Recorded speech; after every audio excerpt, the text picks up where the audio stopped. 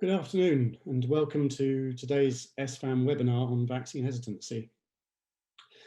When the Society first considered holding this event back in 2019, apart from specialists who worked on SARS, no one was really giving a great deal of thought to coronaviruses. And at that time, the term COVID-19 had never been heard of, let alone vaccines developed. So here we are today, not much more than a year later, with vaccines actually being rolled out at quite a lick in some countries. And the discussion of their safety and efficacy and their impact on disease and transmission, even the R number, are topics of daily discussion in the news and elsewhere. So the pandemic has changed the context for this event, not least, of course, because now this is an online event and we're all logging in from various places around the world, and including a speaker later on from Australia even. My name is Ian Fevers. I'm a trustee of SfAM and spent much of my career at NIBSC, the National Institute for Biological Standards and Control in Hertfordshire, which today is part of the MHRA. And my job there with a team of people in the Division of Bacteriology was ensuring the safety and efficacy of vaccines. It's my pleasure to be the host for today's programme and look forward to an interesting programme cutting across a wide variety of aspects amongst the 5 talks. Vaccine hesitancy, which is sort of defined as the delay in acceptance or refusal of vaccines despite their availability, is a major global health issue today. The WHO considers it to be one of the top 10 threats to global health. Falling coverage threatens the ability of immunisation to offer herd protection, and it also presents a problem where vaccines have the potential to prevent the misuse and appropriate use of antibiotics. While there's no intention to exclude COVID related issues from today's programme, the programme does look at the broader issues. So it includes the technical side of ensuring vaccine safety and the impact of vaccine hesitancy on the paediatric vaccination program. It also includes, at the other end of the spectrum, the more sociological or social science aspects of the psychology of vaccine acceptance and the impact of perceived medical racism on vaccine uptake. The talks are pre-recorded and last about 15 minutes, and we'll take questions through the Q&A chat that you can see before you immediately after each talk, with the speakers actually live to answer your questions. There'll be a break at about 3 o'clock, and then following the 4th and 5th talks, there'll be a panel discussion for about half an hour at the end of the session. So please remember, as we go through the talks, to deliver your questions to us through the Q&A box on your screen. Our first speaker today, it's a great pleasure to introduce Dr. Pauline Patterson, who's the co-director of the Vaccine Confidence Project team at the London School of Hygiene and Tropical Medicine. She's an epidemiologist by training, and her talk on vaccine hesitancy as a global problem, I hope, sets the scene for the rest of the afternoon. So over to you, Pauline.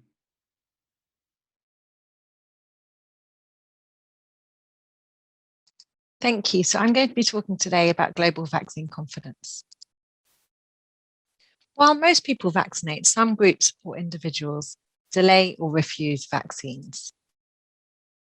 And the WHO Strategic Advisory Group of Experts on Vaccine Hesitancy define vaccine hesitancy as a delay in acceptance or refusal of vaccines despite availability of vaccination services. Research has shown that it's complex, it's context-specific, and it varies across time, across place, and across vaccines. And it includes factors such as complacency, a lack of perceived need or value for the vaccine, convenience, as a lack of convenience. So, for example, in terms of a lack of access to the vaccine, either in terms of cost or if, for example, the vaccination clinic is far away. And confidence in terms of a lack of trust, not just in the vaccine, but it can be in the provider or in the process. What is the state of vaccine confidence in the world? At the Vaccine Confidence Project, we developed a Vaccine Confidence Index to track public trust in vaccinations around the globe. There are 4 key components to this index: vaccines are important. Overall, I think vaccines are safe. Overall, I think vaccines are effective, and vaccines are compatible with my religious beliefs. And there's a Likert scale from strongly agree to strongly disagree. We've conducted several global surveys over the years, and we published an article in The Lancet last year comparing these different surveys and looking over time. This is the largest study to date, and it involved over 284,000 individuals in 149 countries between 2015 and 2019. And what you can see is that public confidence in vaccines varies widely between countries. And here on these world maps, you can see on the left-hand side, A is exploring vaccines are safe and the responses in 2015. And on the right-hand side for B, this is looking at vaccines are safe and looking at 2018 data. So in 2015, the European region had the highest negative responses for vaccine safety, but also for vaccine importance and vaccine effectiveness. And although confidence remained low in the Euro region, that's more the darker oranges you can see, confidence is improving in some member states, including France, Italy, Ireland, and Finland. And we acknowledge that these are just a small number of questions, but the advantage is that you can ask a lot of people more often, ask globally, and these questions are translated. And the survey can inform need for further research to explore dips in confidence and help identify where there might be a need to increase trust. So you can look at changes in time, but also you can see where is confidence low around vaccines. And then maybe there needs to be a deeper dive to try and figure out what's going on there. And especially with the coronavirus vaccine, it can give an indication of how's your country doing currently, and is there a need for further work in your country. But also, I just want to reiterate, it's very vaccine hesitancy is very context specific. So even though your country might be doing well compared to other countries, for example, there could be areas like regions where there could be more issues. So it's really worth exploring that as well. We were also commissioned by the EU to run our Vaccine Confidence Index survey in 2018. And here we did the survey with over 28,000 individuals. And also we surveyed 1,000 GPs in 10 countries. But the 28,000 individuals, they were surveyed from 28 EU member states. And here you can see on the map. So this is looking at, on the left, it says vaccines are important for children to have. And so you can see respondents agreeing. And on the right, you can see overall, I think vaccines are safe. And what we found was that younger adults were less confident in safety and importance of vaccines. And countries with GPs with higher confidence in vaccines had, the members of the public also had higher confidence.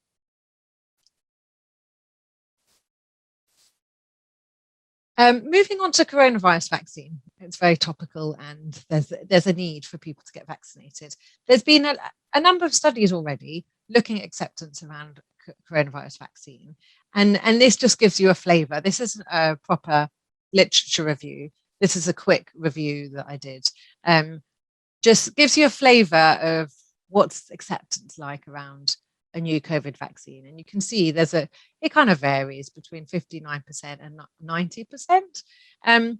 But it'll really depend on who you ask when and what kind of question you ask. So I just wanted to highlight that as well. But you can see like people are generally willing to accept a coronavirus vaccine. So for example, the 67% that you can see in the US, that was 67% strongly agree or agree with the statement. If a vaccine becomes available and is recommended for me, I would get it. And the other options were neutral, disagree, strongly disagree. Whereas the 75% from the US, the question was, if a COVID vaccine is proven safe and effective and is available to me, I will take it. And the other options were neutral, neutral no opinion, that's one option, somewhat disagree, or completely disagree. So you can see that depending on how you ask the question, you might get a different response. But also there has been the study by Lazarus et al. Here that was published in Nature Medicine. They conducted the survey in 19 countries. So then you can compare a bit more easily across the countries to see, are there certain countries that have more or less acceptance as well. At the Health Protection Research Unit in immunization, we conducted a study with parents and guardians of young children. Initially, the main reason was to explore views and experiences of accessing routine childhood vaccinations in England for parents and guardians of young children. But when we were surveying them, we thought, well, let's ask them whether they'd accept a COVID vaccine for themselves or for their child. And back then, when we were developing our study, it was March last year, we didn't know who the target groups were, but we thought, let's find out whether they'd accept a vaccine or not. And so, and our question actually was, let me get this right, if a new coronavirus vaccine became available, would you accept the vaccine for yourself? And here 90% responded either yes, definitely, or unsure, but leaning towards yes. And the other options were no, definitely, or unsure, but leaning towards no. We didn't want to give them a neutral option. We wanted them to be swayed in one of the directions. So, and as you can see, so the main reasons for accepting the vaccine were to protect themselves, to protect others, to protect their family, to stay safe for their children, and to stop the need for social distancing. The main reasons parents were less likely to accept the vaccine for themselves were concerns around safety, that it's a new vaccine, that the process has been rushed, that there's not enough evidence. And this was in April, May last year. So it was definitely even more new back then. It's still new, but it was very new.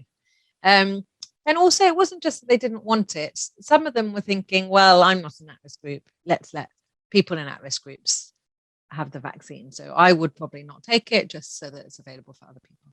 And there were some people who were concerned about the effectiveness of the vaccine. But the key findings really were that Black, Asian, Chinese, mixed, or other ethnicity, the BAME, were 3 times more likely to say that they wouldn't accept a vaccine than our white respondents. And also the lower income households were more likely to say that they wouldn't accept a vaccine compared to the middle income households. And in terms of, so our survey that was asking about views and experiences of accessing routine childhood vaccinations, almost 1 in 4 participants had experienced issues or difficulties. And as you can see here, some of the reasons that came up were a lack of clarity around vaccination services. So are they going ahead or not? Because sometimes, for example, they booked a vaccine appointment, but then they'd get a message from their GP, like a generic message from their GP saying, the practice is closed, don't come in. So then they weren't sure, oh, wait a second, I've booked my appointment. Do I go in? Do I not? What's going on? Difficulties in organizing vaccination appointments. It wasn't clear whether they should be booking them or not. Uncertainty at what measures had been put in place to keep patients safe. And also fear of contracting COVID while attending the general practice. Now, the parents who had vaccinated their child with childhood vaccinations during that first lockdown were actually very reassured that there were systems in place to make them feel safe that they wouldn't contract COVID during the appointment. For example, they'd have to wait outside and the receptionist would open the door, that there weren't other people in the waiting area, they'd be on their own, that the staff were wearing masks, they were able to use hand sanitizer. Before the appointment, they'd have a phone call to discuss it, the process. So then when they were there, it was a shorter appointment where just the vaccination was happening. So they did feel reassured, and they reassured other friends as well that they felt COVID safe. Now, this decision-making model visualizes selected determinants of vaccine decision-making, particularly relevant in predicting the vaccine decision. I thought this was an important one to put up.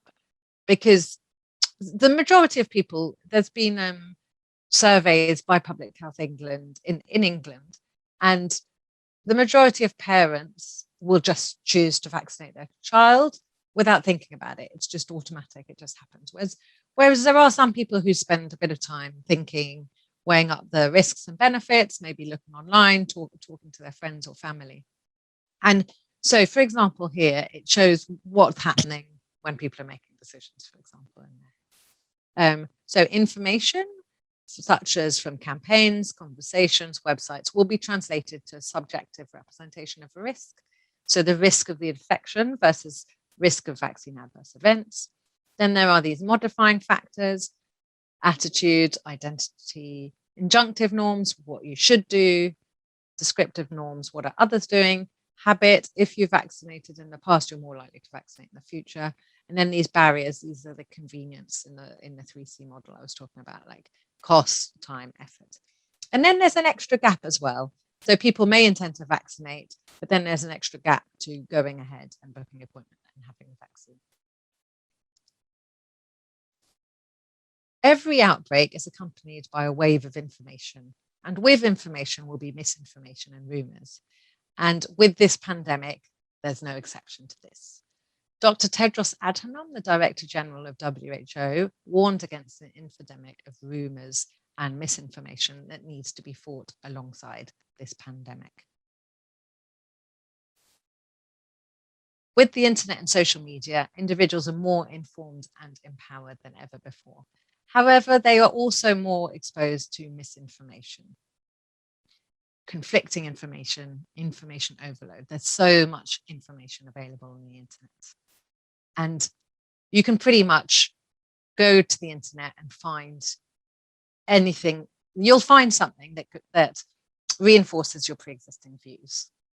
With social media and the internet, concerns can spread quickly and far. And colleagues at the Vaccine Confidence Project with other collaborators conducted a study looking at the impact of online misinformation around coronavirus vaccine, and it was shown to influence people's intentions on vaccinating. So what do you do? There's misinformation out there. What can you do to address it? Well, scientific research in psychology has shown that addressing misconceptions is difficult. Mere reading about a myth, even about a myth's refutation, can strengthen the myth rather than weaken it. The reader, although you kind of write, for example, vaccines don't cause autism, for example, they'll come out of that and they may agree with the statement, but they'll come out and there'll be a high risk perception that will be linked there so you have to be really careful when you're trying to address myths. And this is a website by ECDC, it's great, where it explains how to go about it, and it gives the example of measles vaccination. Healthcare providers remain the most trusted advisor and influencer of vaccination decisions. We conducted a systematic review looking at vaccine hesitancy among healthcare providers and the influences of their own vaccine confidence and vaccination behavior on their recommendation to others. And people are more likely to vaccinate if a healthcare provider recommends to vaccinate, and vaccinated healthcare providers are more likely to recommend vaccination to others. However, in addressing vaccine hesitancy in their patients, the capacity and confidence of healthcare providers are stretched. And I just want to finish briefly by saying, with a new vaccine, with this coronavirus vaccine, it will be essential for government, public health officials and healthcare workers to reassure the public with transparency, accountability, timeliness, to listen and engage with stakeholders in the public. You really need to listen. Why are people not vaccinating? And then solve those issues. Thank you.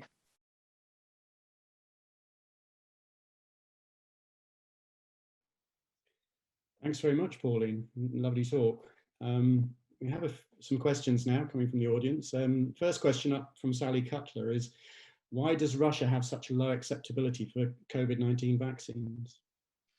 Yeah, it's interesting. I think, so these surveys have given it like an idea of where there might be low acceptance, and it looks like there's a need to find out. So I don't have the answer to that, unfortunately, but I think there's a need to do further research, to do in-depth interviews, to run more surveys that are more subnational as well, and to find out what the reasons are. Okay.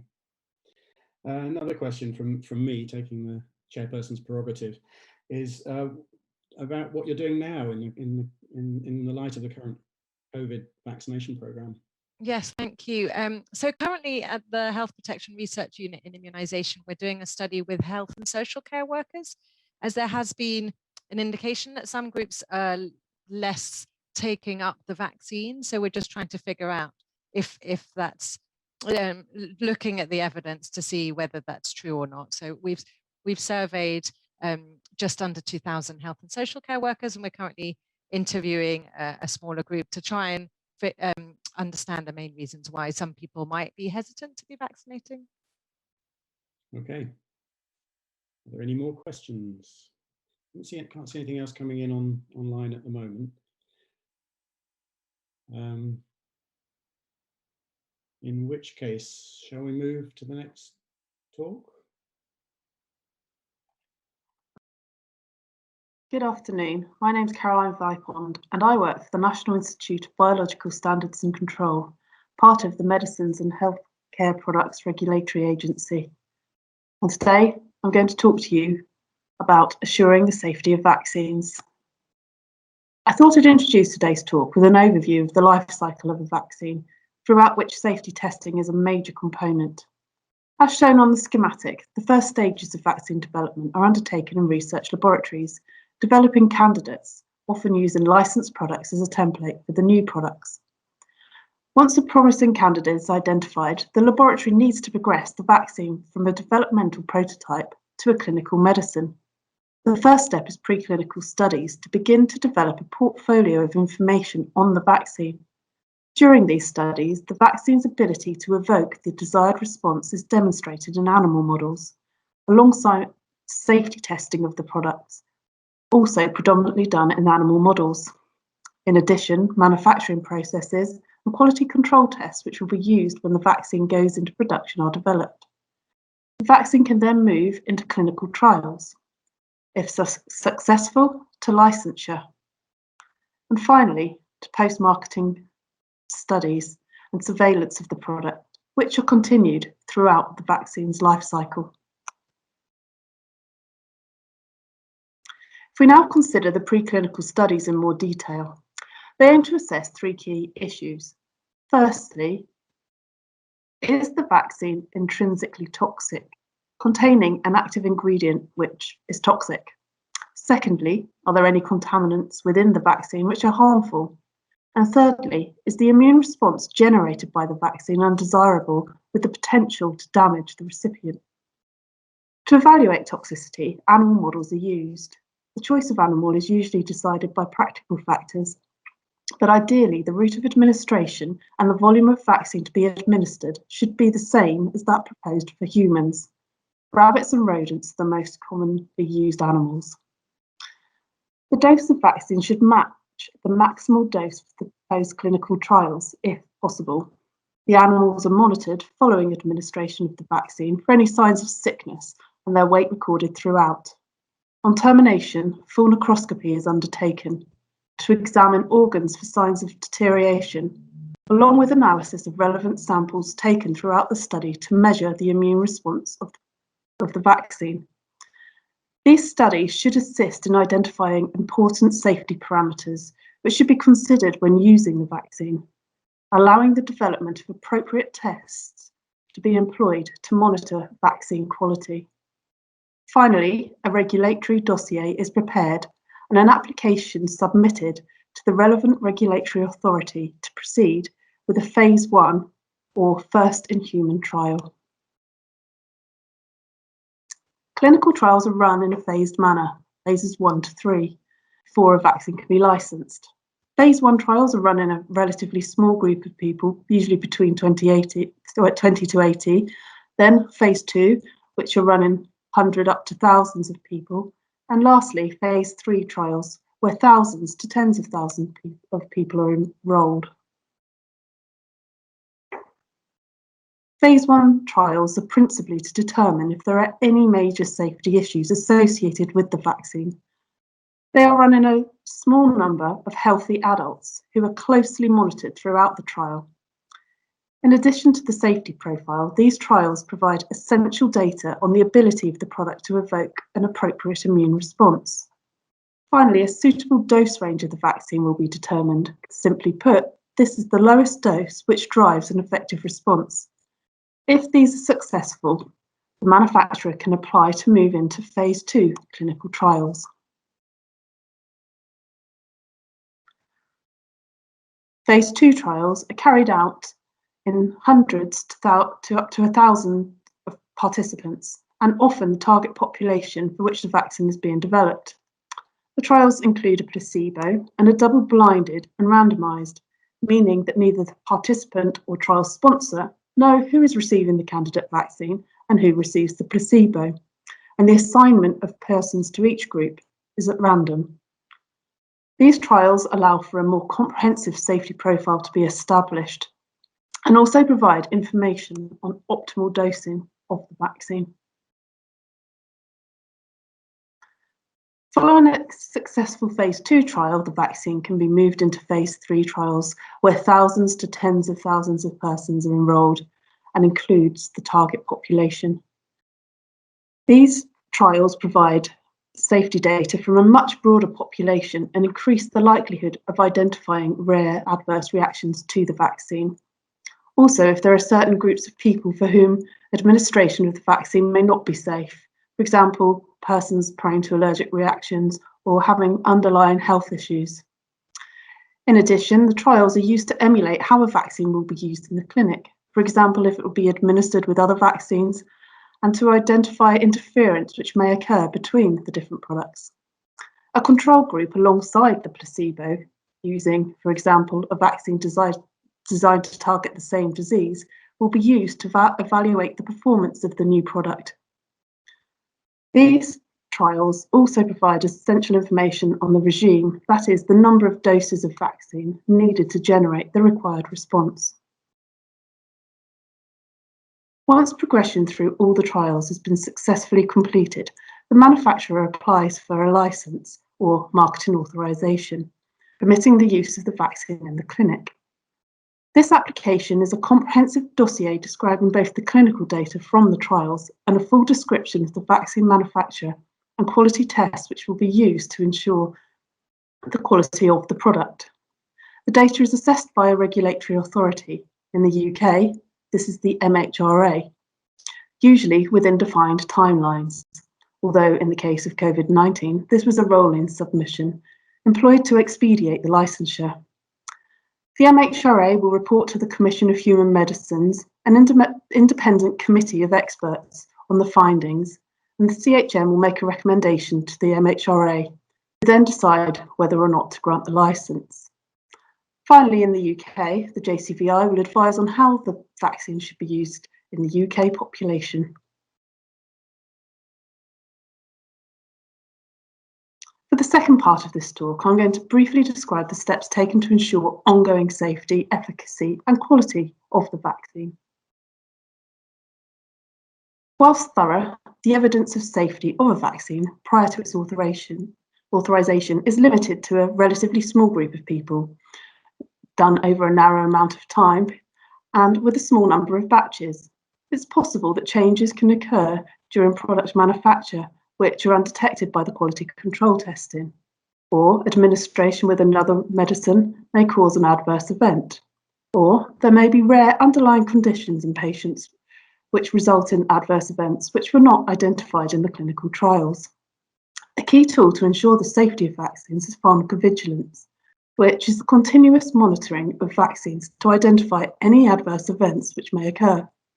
In the UK, we have the Yellow Card scheme, and here we can see a copy of the MHRA's webpage for submitting a yellow card.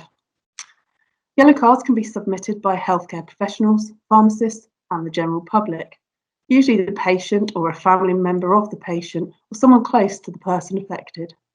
Data from all sources is amalgamated by regulators and manufacturers in real time to identify any potential issues at the earliest possible moment allowing effective intervention.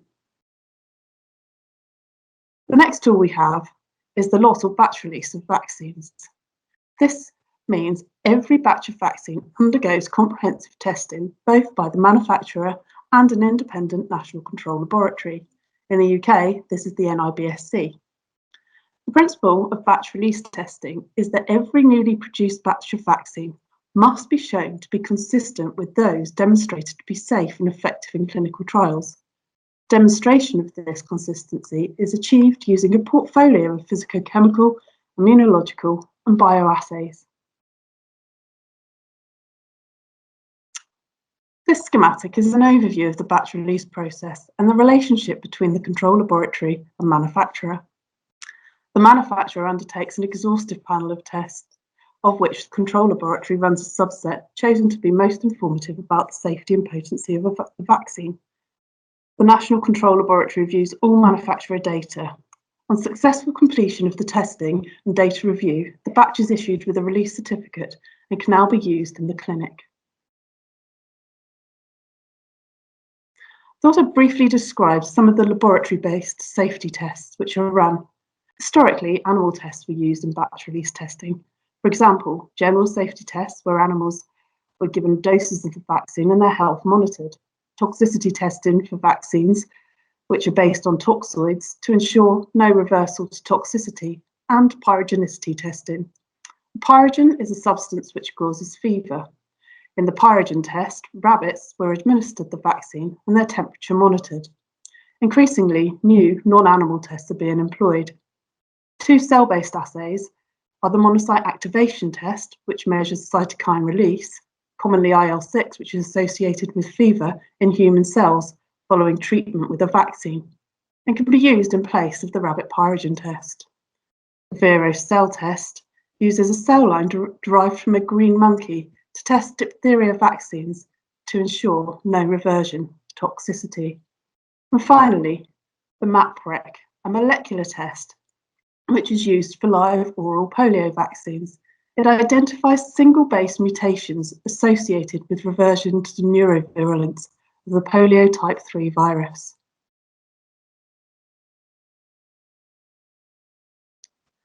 Vaccines must be manufactured according to good manufacturing practice. This is a quality standard set out by the regulatory authorities, which provide guidelines which must be followed by manufacturers when producing medicinal products. These requirements assure that products are made to consistently high quality, and manufacturers are subject to regular inspections by the regulatory bodies. Again, in the UK, this is the MHRA. Finally, vaccines are subject to additional post-marketing clinical studies and trials. Examples of this type of study include investigations into associations between rare disorders and a specific vaccine. This type of study is proactive and does not rely on a healthcare professional or patient to report a suspected adverse reaction to a vaccine. In the UK, the Clinical Practice Research Data Link, which collects anonymised data from a network of GP practices, can be utilised for these types of studies. Other types of clinical trial which may be performed following licensure include looking at additional groups of patients for whom the vaccine may be used, for example, pregnant women or children who were not included in earlier clinical trials. This has been a whistle-stop tour of the way in which safety of vaccines is monitored throughout its life cycle. And it's a discipline which is always evolving. If you're interested in any particular aspects, there's a wealth of information available on the internet, and here I've highlighted a few which I thought were particularly useful. So thank you very much for your attention, and I welcome any questions.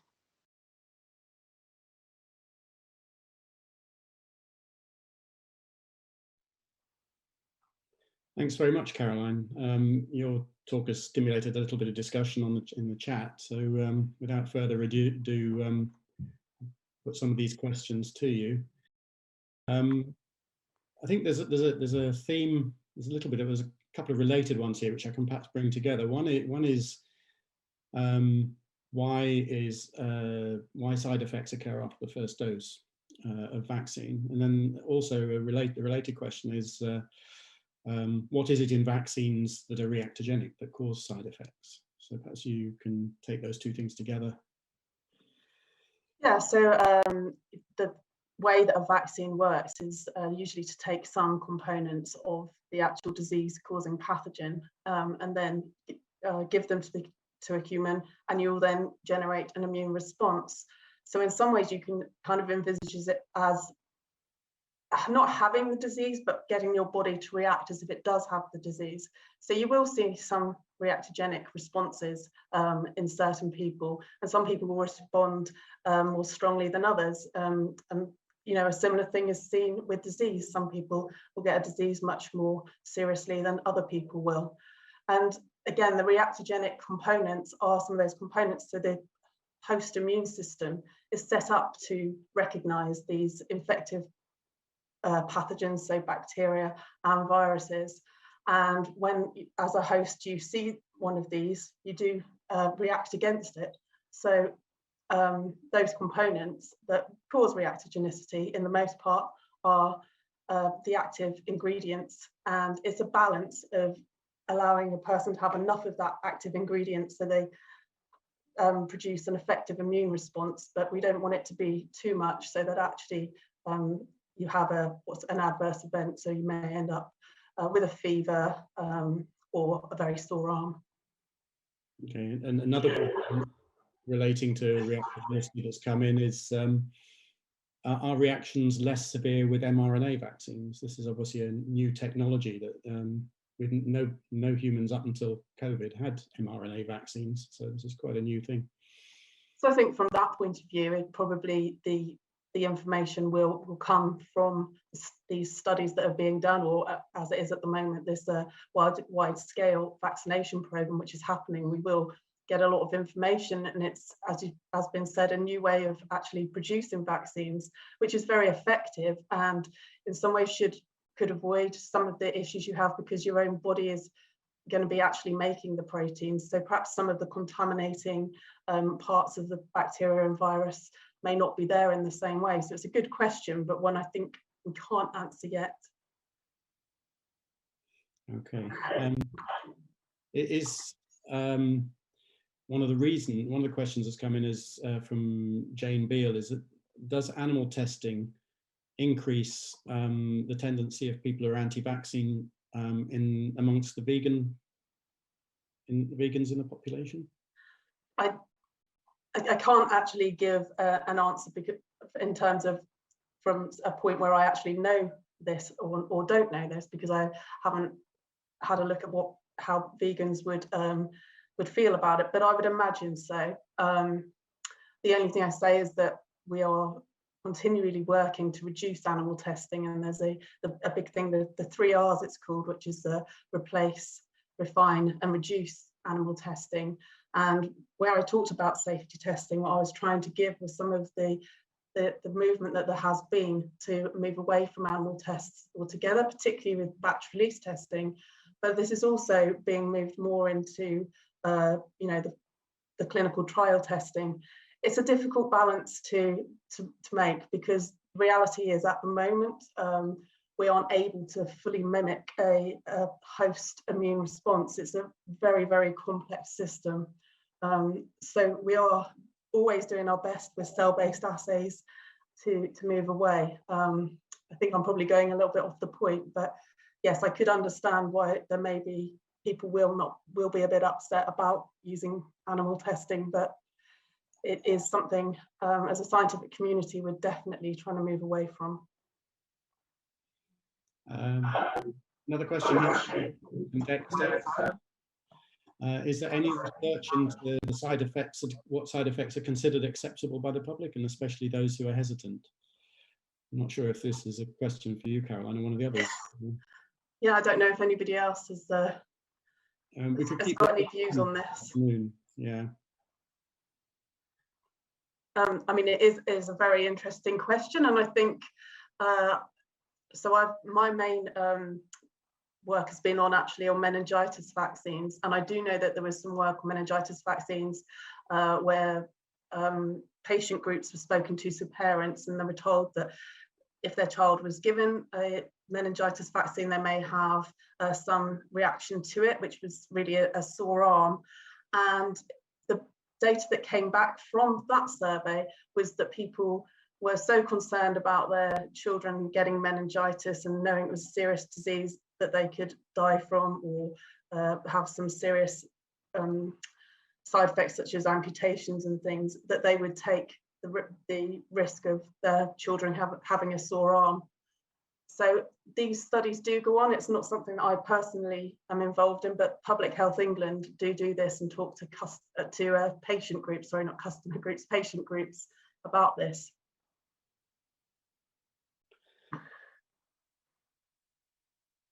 I've got a question here, which is sort of, it happens whenever there's a big vaccination campaign. It's why have some people died after the first dose of vaccine? It does happen. It's very rare. And I guess you just have to put it, it's anaphylactic shock, really. So similar to what you might see if somebody would die after being stung by a bee, or, you know, a peanut allergy. It's very rare, but it can happen. And that it's really your own immune system that just reacts in an uncontrolled way to a substance that's given to you.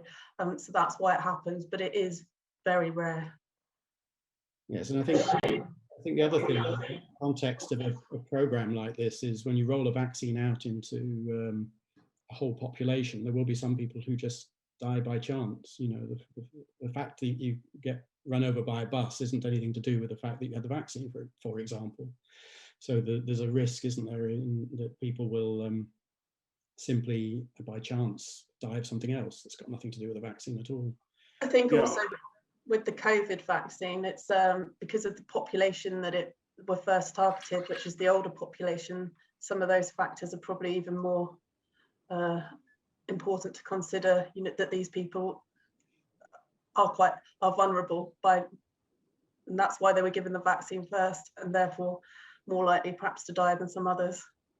Sorry, was somebody else? Yeah, that was me. I was just going to jump in because it's a question I've heard before. The ONS statistics show that, you know, for that age group, the over 80s, for example, if you give 100,000 vaccines, 200 people, I think, will die by natural causes. And I haven't seen any data that says a single person has died from an adverse reaction to a vaccine. They have died once they've received the vaccine, but you couldn't link the two together.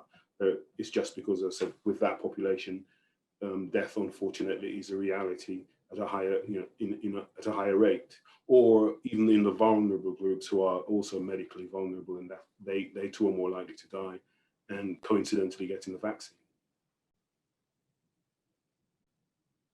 Yeah, I think when I first answered the question, I was thinking very generally across all vaccines, and they have improved dramatically in safety over the years. So, but yes, I completely agree with Winston and Ian's. No, completely agree with Winston and Ian's.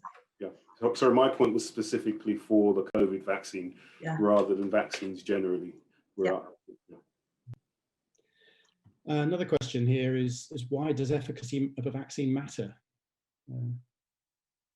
To my mind, that's sort of obvious, but yeah. So when we're talking about efficacy, we're talking about how well the vaccine works, and if you're using a vaccine in a population like this, that you want it to work. So yeah, that's what the efficacy is talking about, and we always put safety as the topmost important thing. So do no harm. So whatever medical intervention we make, it should do no harm. But the second thing we would look at is the potency potency of the vaccine, which is its ability to evoke the correct immune response, and that is linked to the efficacy, how well that vaccine is working at protecting the population. Can I check somebody else in again, if I'm allowed? No, sorry, I get carried away, I know. But in one of the things, because at the start, remember, people were comparing the Oxford vaccine versus the Pfizer vaccine, and the numbers look different. But people always forget that how they measured their efficacy was different. So you weren't actually comparing like with like. So the question about how important is efficacy, it's going to be important if you're comparing two vaccines and you're using the same parameters in the same populations. But if you're not, then you have to be really careful about when you say one's better than the other in terms of efficacy. Yes, absolutely. I think probably at this point there are quite a few other questions here. We may pick some of them up in the panel later instead, but I think it's time to move on and go to Helen's talk.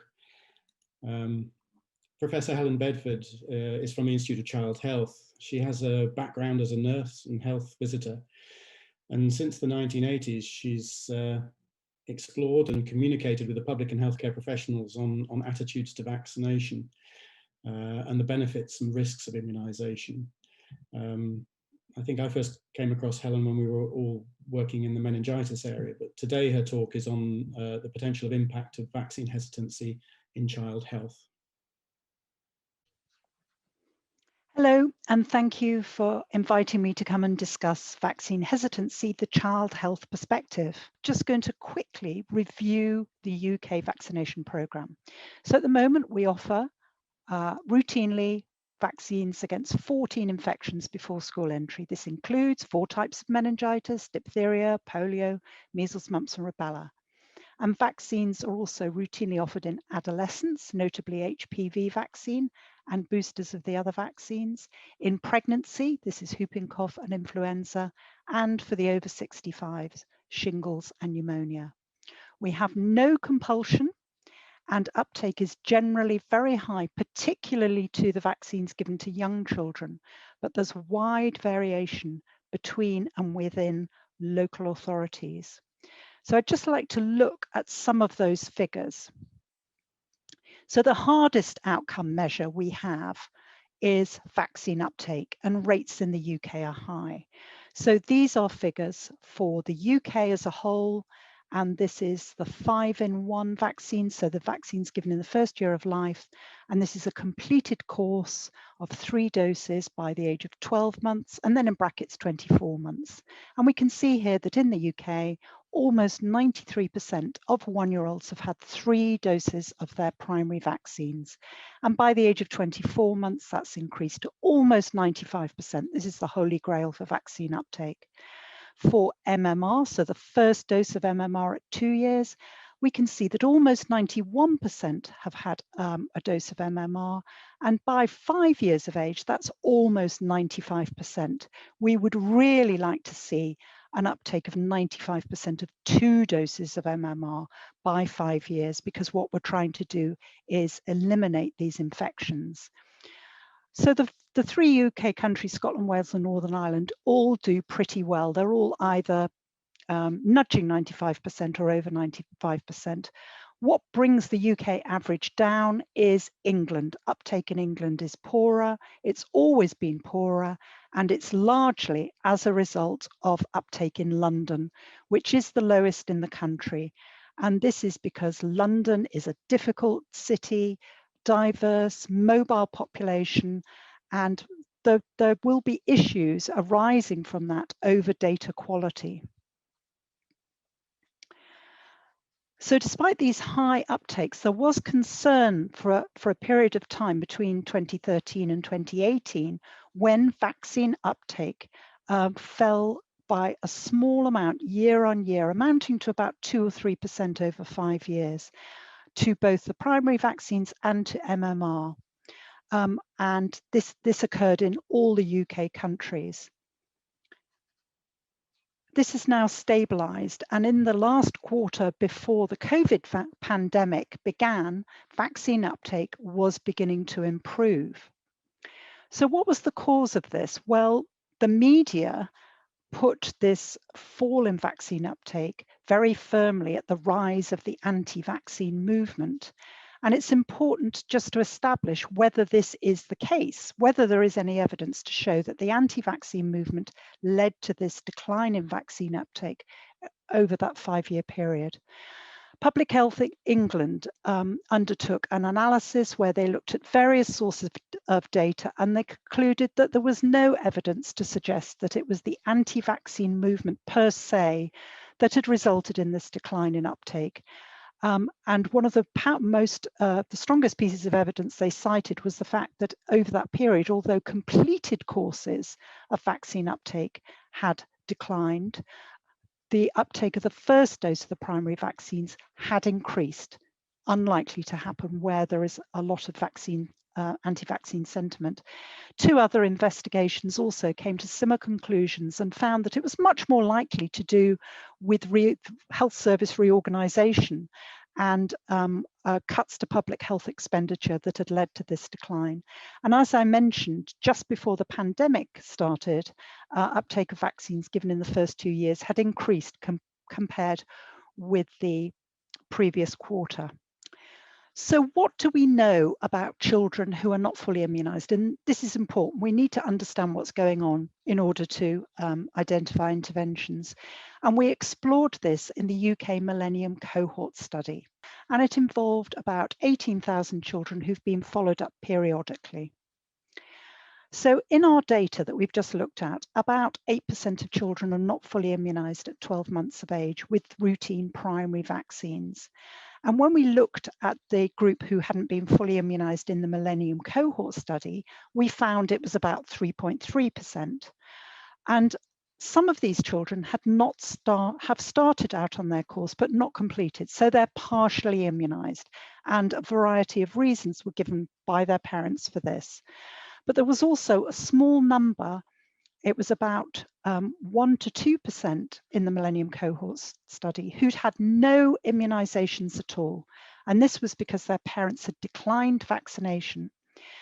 So let's look at the reasons given by parents for rejecting vaccination. This was about 2%, reject all vaccinations. But the problem, of course, is that you may get clustering of people who reject vaccinations, leading to the possibility of outbreaks. So parents cited their beliefs and attitudes as the reasons to reject vaccination. Things like benefits of vaccines don't outweigh the risks, concerns about vaccine safety. They didn't feel that the diseases were a threat, simply didn't believe in them. And then specific concerns about overloading the immune system, but also conspiracies about the power of big pharma, about GP payments leading to bias, and about a belief in natural parenting.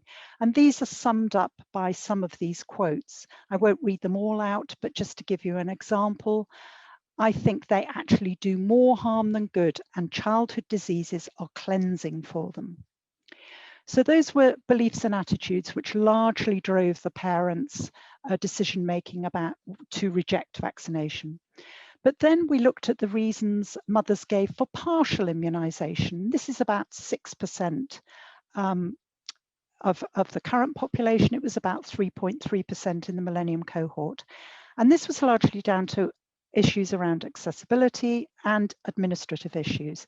So things like, I've got transport problems, I've got 2 small children, the surgery's a long way away, they only do the surgery on Wednesdays, and I can't get from the nursery to the surgery easily. Or, the doctor didn't tell me when they're due, and we still have 1 to go. So most under-immunisation in the UK, and probably in other countries too, is due to these access and administrative issues rather than parents actually making a positive decision to decline the vaccines. And when we look at families who have particularly difficulties with accessing services and who are at risk of low immunisation, these are well described in many studies and include large families. So if you're the youngest child with lots of older siblings, you're less likely to be fully immunised. Lone parents, disadvantaged families, travelling families, children in the care of the local authority for whom often the responsibility for ensuring their immunisation is not taken by one person and is passed from place to place. And then some minority ethnic groups, and this of course is very apparent at the moment with acceptance of COVID vaccine, where we're seeing differences between ethnic groups in terms of their acceptability of the vaccine. This is also true of childhood vaccination. So this is about a fault in the system, something we can do to correct. So what do we do to correct it? But first of all, what we need to identify is if there is low uptake in an area, in a community, not to jump to conclusions about what is going on in that community, but investigate the reasons for low uptake locally in order to intervene appropriately. In 2009, the National Institute for Health and Care Excellence issued guidance on reducing differences in uptake in the under-19s, and they're currently reviewing and revising this and updating this evidence at the moment.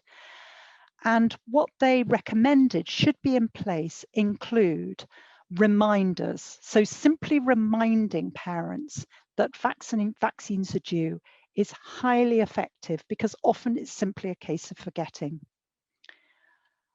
Perhaps offering opportunistic immunisation. So when a child attends the GP surgery or is in hospital for another reason, check their immunisation status, and if appropriate, offer them vaccination on the spot. We might think about immunising children in different places, and this might require domiciliary immunisation for some families who have difficulty accessing services. And then, of course, there's checking vaccination status at various points. So this could be at entry to preschool, entry at nursery school, entry to school. This is a good opportunity to review children's immunisation status, and if it's lacking, to remind the parents that it's due. It's like a form of reminder, as in a way. So when we think about access difficulties, we tend to picture this kind of scene. And here we see people making huge effort to take vaccines to communities in very remote areas. But people in this country have difficulty with access too, although obviously it's all relative. And what we saw during the first lockdowns was a decline in vaccine uptake in young children, partly because their parents were scared to go to the GP surgery for the risk of infection, but also because the message "stay at home" was so effective that people thought they shouldn't go to the GP surgery. And vaccine uptake declined, unfortunately. But we saw many innovative practices being introduced. And this here you can see a drive-through clinic. So the nurses literally vaccinate the child in the car. The parents don't have to go into the surgery at all. So what we need are highly organized services, flexible to account for parents' needs. And what we want is a positive experience for children and families. So we need a family-friendly, highly organized, flexible services. And of course, underlying all this is positive public attitudes.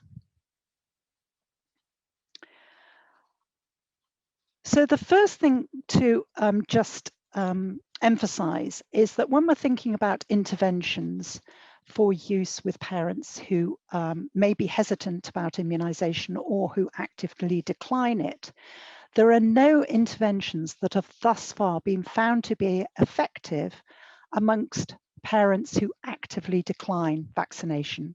Nevertheless, I would suggest there will be little harm in using the same approaches we should use for parents who have questions and concerns. So parents that I would define as being vaccine hesitant. For people who've actively declined, repeated reminders may be of little value. Actually, they may get upset by constantly being reminded. But for parents with concerns, these can be valuable. What both groups need and should be offered, even for parents who've actively declined, is an opportunity to discuss their concerns and questions with a well-informed health professional. Now, in these conversations, provision of more and more information, so just giving out lots more information isn't necessarily the answer, because it needs to be tailored to respond to an individual's specific concerns. And the nature of communication is absolutely critical, because what it needs to do is improve trust. So the kind of conversation where people feel they can trust you. Vaccine acceptance is not as simple as vaccinating or not. There's a continuum between people who accept with no question, down here at the bottom, quite a majority of people, to those who've concerns that need addressing. And anti-vaccine activists are absolutely at the end of the spectrum and really, really very small numerically, although they do have a very loud voice. I would suggest that it's actually could be quite insulting to address a vaccine hesitant person as anti-vaccine. But you do hear an overlap between these two groups. Definitions and terms are really important. In one small study we recently conducted, parents who've chosen not to vaccinate preferred other terms like non-vax or pro-choice. They felt that an anti-vaxxer is an activist or an extremist, which they didn't consider themselves to be. So terminology is really important. So in this paper I wrote with a colleague, we highlighted the style of communication that's been shown to be effective and is designed to increase trust. And the key components it involves are listening to people's concerns, taking them seriously, so not dismissing them out of hand, certainly not calling people stupid or misinformed, and responding appropriately. And that means being open and being honest, and not giving people a fact-filled lecture. What we should be doing is having engaging conversations with people and talking about what we know, what we don't know, and how we'll find out the answers to things we don't know. And very importantly, if a parent or a member of the public still hasn't made a decision about vaccination, we need to leave the door open so that they are willing to come back to have a further discussion. And that will happen if you have this kind of conversation. If it's antagonistic and makes them feel condescended to or unvalued, they're unlikely to come back for further conversations. So contemporary questions about vaccines often obviously are quite different, although some of them are in some ways as extreme as those early views. But of course, top of the list is always going to be vaccine safety. The vaccines have disappeared, so why do we still need to vaccinate? Concerns about immunizing a young baby who seems too small and delicate for all these vaccines. Taking other approaches to protecting children, such as breastfeeding, concerns about vaccine contents, concerns that vaccines overload the immune system, again, using different methods to protect your baby, and still, over 20 years after the start of this controversy, concerns about MMR vaccine possibly causing autism. So in conclusion, childhood vaccination in the UK is high. Those categorized as vaccine hesitant may be increasing, but we don't routinely measure this, so it isn't entirely clear. But we must remember that vaccine hesitancy includes parents who vaccinate their child despite having concerns and questions about immunization. Thank you. Thanks very much, Helen. I think, in fairness, we should, as we crunched off the beginning of your talk there, we should just let you tell everybody what you feel about the definition of vaccine hesitancy, and as that was cut off at the beginning of your talk. Well, thank you, Ian. Yes, I think it's important to define what we mean, because vaccine hesitancy is a term that's come into, parlance like it never was used before. The World Health Organization includes in their definition convenience, i.e. issues around access, and I think they're completely different from the kind of issues that we've been discussing about people having concerns about vaccination. And I think it's a distinct thing. I think when people talk about vaccine hesitancy, they really mean concerns and questions rather than having difficulties accessing vaccination. But I think it's very important to be clear about that. Yeah. I mean, they're both important issues, but I'd agree, yes, there's a big difference between being hesitant about having the vaccine and whether you can get it or not. Yes. Yes, indeed. There's been a few questions coming in. One of them was just a technical question, I think, about your Millennium study, and asking how many participants there were, or how many data points there were in that study. 18,000 children were recruited at the beginning of the millennium, and they've been followed up periodically. So obviously they're approaching 20 now. Very good. Popular question that's come up is at what point can a child who wants to be vaccinated override a parent's decision? Well, children are considered to be competent to give consent, 16, 17-year-olds are, and then younger children who are what is called Gillick competent. So that means that they understand the procedure and all the ramifications around it, can also give consent. But I think people would be very wary if a parent was objecting, say, to a child having HPV vaccine. I think there would be, concern about taking the child's consent without having a discussion with the parent. But they can legally give consent if they're considered competent. Another issue that has come up a couple of times in the questions is how big an issue for wider society will it be if children under 18 are not given the COVID vaccine? I think it's too difficult to answer that question at the moment because we need to, obviously the trials of the vaccine have only just begun in children, so we need that information. And also we're only just learning about the impact the vaccines have on transmission. So we're seeing that it does have an impact in adults. Whether that happens in children, we need to monitor that, because that would be the big benefit in children, stopping transmission. The other issue, of course, is long COVID, which does seem to occur in children, but the extent of that is unknown at the moment. And again, research has just been funded to look at long COVID in children. Thank you very much. Very good. Somebody's asking here, are there any vaccines that if a parent doesn't have a child vaccinated will be a problem for the child later on? Would the vaccine be unsafe if it was given to you later in life? There's very few vaccines have an upper age limit. So for example, in the schedule, we don't give certain vaccines. So for example, we don't usually give pertussis vaccine to children over 10. That's because pertussis is not a very serious disease in older individuals, although obviously we give it to women in pregnancy.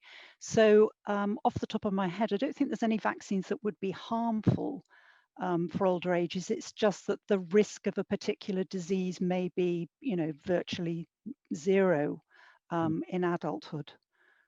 Okay. We've had a number of questions on the question of vaccine passports, so I wondered if we should bring that up later at the panel discussion, along with the whole concept of mandatory vaccination. I think that would be good for the panel, yes. Yeah. Okay, we'll do that then. And also there's a question here on vaccine uptake in ethnic minority groups, which is probably Winston's area as much as anything, but do you want to say anything on this, Helen, as it's come as a result of your talk? Well, I could talk about this because we have done some work on this, and there is a disparity between different ethnic minority groups in uptake. So for example, Black African groups and Pakistani groups are less likely to take up childhood vaccines, also less likely to take up HPV vaccine. And we're seeing this being played out with COVID vaccine. And I think one of the disappointing things is that this evidence has been around for a long time in respect to childhood vaccines. And, we could have applied it to COVID vaccine. We knew this, as soon as COVID vaccines came on the scene, we knew this, and we could have been doing something about it. And then obviously there'll be different, maybe religious or cultural groups who have a specific issue about a particular vaccine. So the childhood nasal flu vaccine contains porcine gelatin. So some groups don't, object to that because of cultural or religious beliefs. Okay. There's some other questions here that I think are appropriate for you about convincing and persuading parents of the importance of vaccinations, both specifically with COVID in mind, but also just simply are vaccinations discussed with parents during pregnancy? Well, women now, pregnant women are offered 2 vaccines, flu vaccine and pertussis vaccine. And ideally parents, so then, women become sort of conscious of the issue about vaccination. I think that's quite important. And I think it is also important to have these discussions with pregnant women, because you tend to have a bit more time maybe to think about it than when the baby is born, but they don't always happen, obviously, unfortunately. But I think it is very important, and there is good evidence to show that if you have those conversations in pregnancy, then it does have a positive impact on your attitude towards childhood vaccination. Excellent. Thank you very much for addressing those questions. There have been a few more coming through, but I think at this point we need to break for the 10-minute break. I'll sort some of these other ones out for the panel discussion later anyway, so we'll pick them up again later. Great, thank you.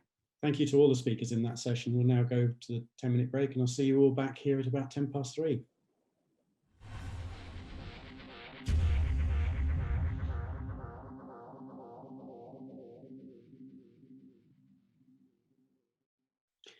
Welcome back after the break. Hope you're able to grab a cup of tea or whatever you needed to do. Our next speaker up this afternoon is Professor Matthew Hornsey from the University of Queensland, Australia. He, like everybody else, his talk is recorded and he is with us live to answer your questions afterwards. So do feed the questions in through the Q&A page on the Vimeo link you have. Matthew is a social scientist whose research explores why people resist reasonable messages ranging from anything from climate change to evolution. His talk today is on the psychology of why people embrace scientific messages about vaccines. So, Matthew.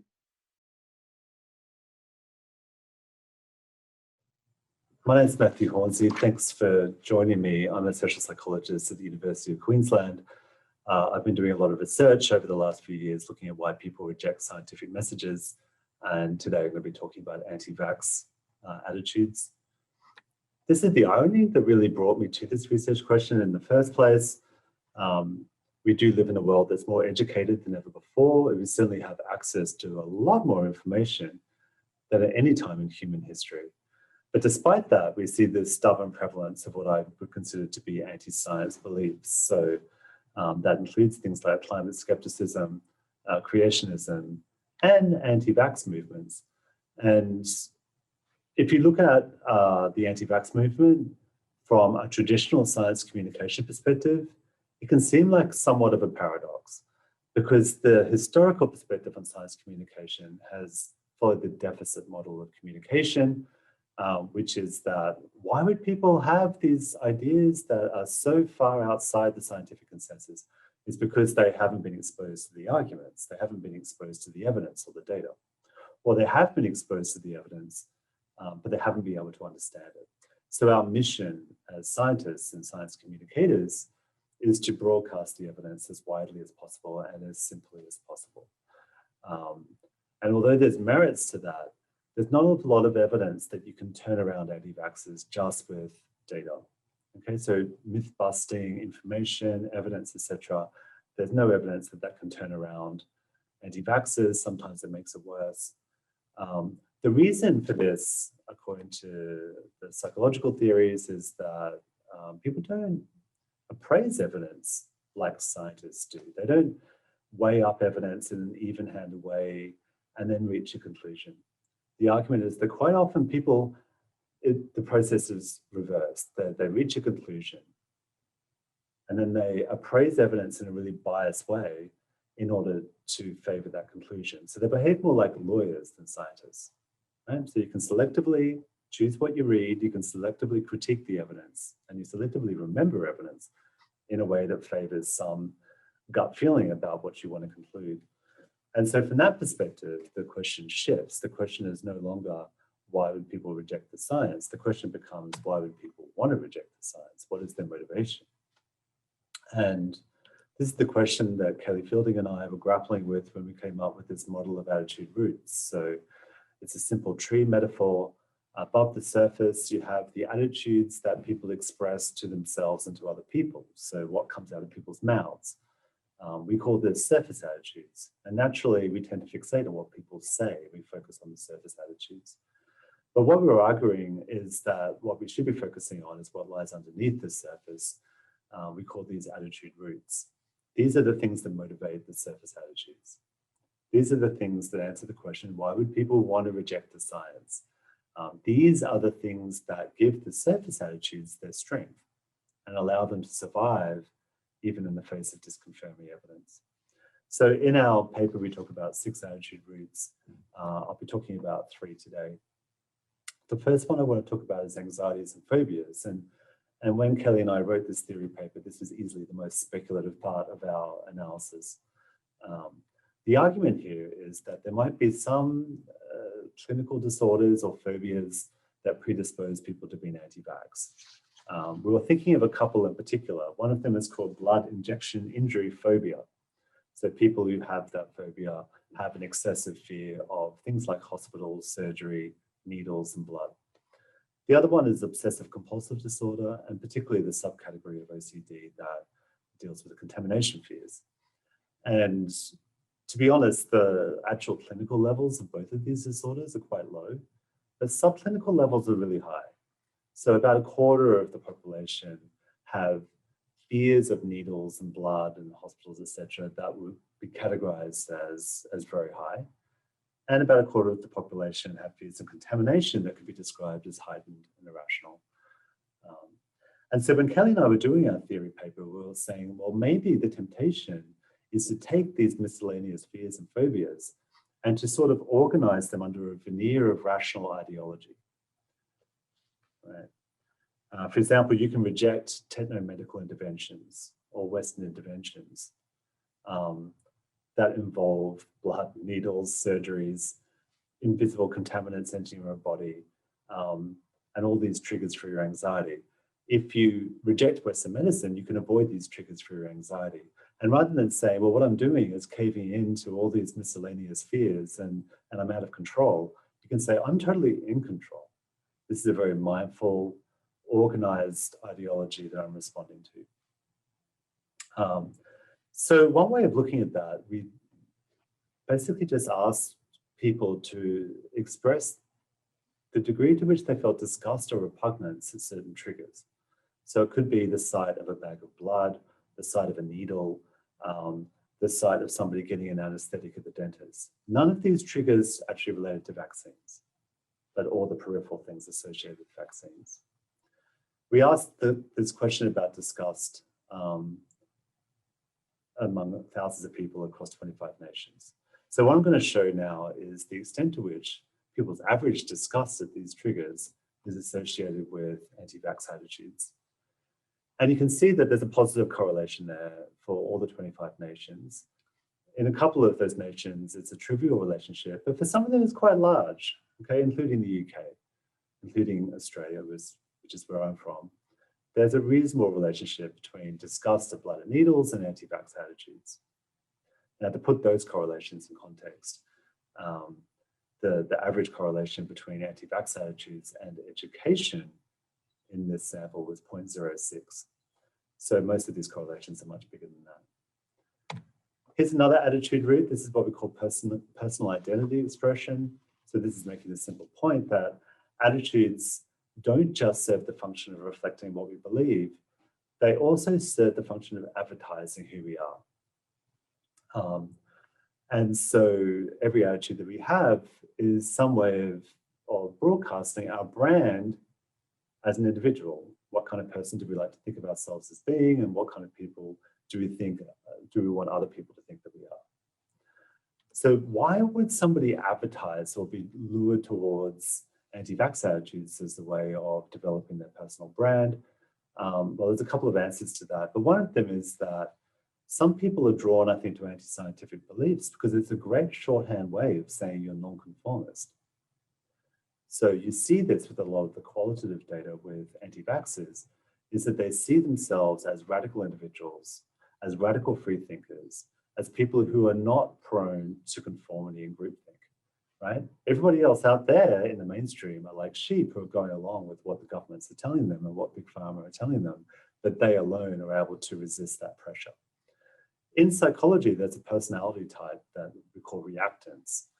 So these people enjoy the process of disagreeing. They enjoy the process of being nonconformist. They enjoy the process of standing out and being different. So our question is, if you see yourself as being high in reactants, are you more likely to be drawn to anti-vax views? So again, this is the same data set actually. We measured reactants, and here are the correlations with anti-vax attitudes. And again, we can see that pattern there. The higher people are in reactants, the more they have anti-vax attitudes. In a handful of countries, it's really quite large. In the UK, we've got that as 0.26. I don't want to overstate the relationship between reactants and anti-vax attitudes, but certainly there's been quite a bit of research since this study that suggests that that's a fairly robust finding.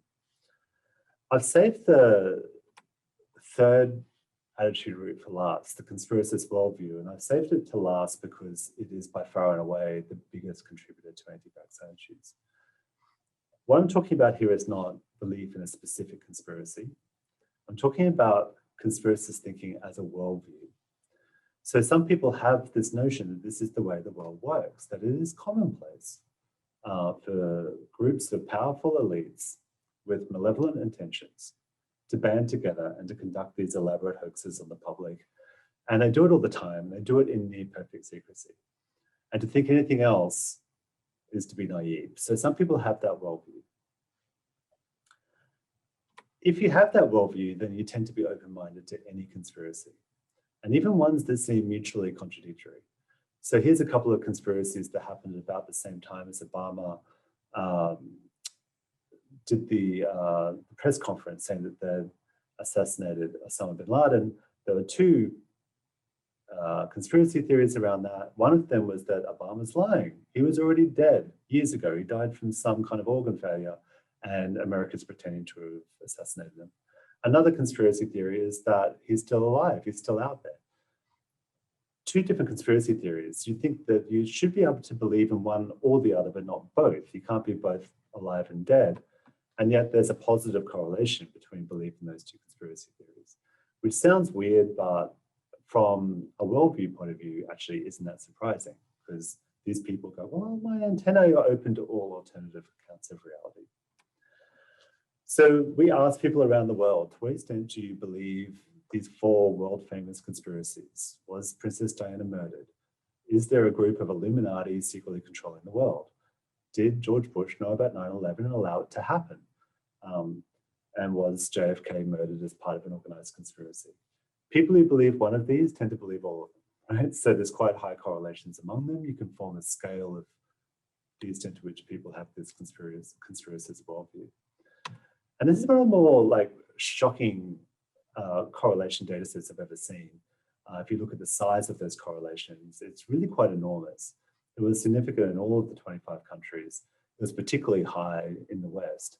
Bearing in mind that these conspiracy beliefs had nothing to do with vaccination, right? But you could predict with some degree of accuracy whether someone's going to be anti-vax just from knowing whether they think that Princess Diana was murdered. There's enormous correlation there. And then what is it in the UK? 0.443, really quite high. This, I'm going to spend 5 minutes at the end talking about some more recent research. It led me to think about Donald Trump. Donald Trump is an outlier among American presidents in particular, for many reasons, but for two that are relevant to this conversation. And one of them is that he's, I think, the only US president I'm aware of who's been on the record as being anti-vax. These are real tweets that he made in about a year or two before he became president. He's also an outlier among presidents in the extent to which he is prone to having, to believing in conspiracies and to propagating conspiracies. And so I was interested in the extent to which there was a Trump phenomenon in terms of the anti-vax movement. Certainly from my data, which is collected among hundreds of Americans, we saw that Trump voters are more anti-vax than other voters. One thing we're able to do in this data set is to look at the why question. So yes, Trump voters are more anti-vax, but why is it? One part of it is that Trump voters are more conservative politically. And over the last few years, we've seen that trend towards conservatism being linked to anti-vax. But that was actually quite a weak explanation. The much stronger explanation statistically is that Trump voters are much more prone to believing in conspiracies generally. And as we saw earlier, there's this massive correlation between your tendency to believe in conspiracies and your anti-vax sentiment. So that was what was explaining the Trump effect. One thing I was also interested in looking at is this question, are tweets like this actually able to influence people's anti-vax views? Because one argument is that people like Donald Trump are simply just reflecting the views of the population, but another argument is that people like Trump have influence, that they actually influence the attitudes of the population. In this study, we measured people's anti-vax views, and then a week later, we gave them a whole bunch of tweets from Trump, and we measured the anti-vax views again. So the blue bar there is the wave one, anti-vax views, and the orange bar is what happens after they get the tweets. Some of the tweets we gave them were not about vax at all, they were about golf. These are control conditions in which we found no change between wave one and wave two.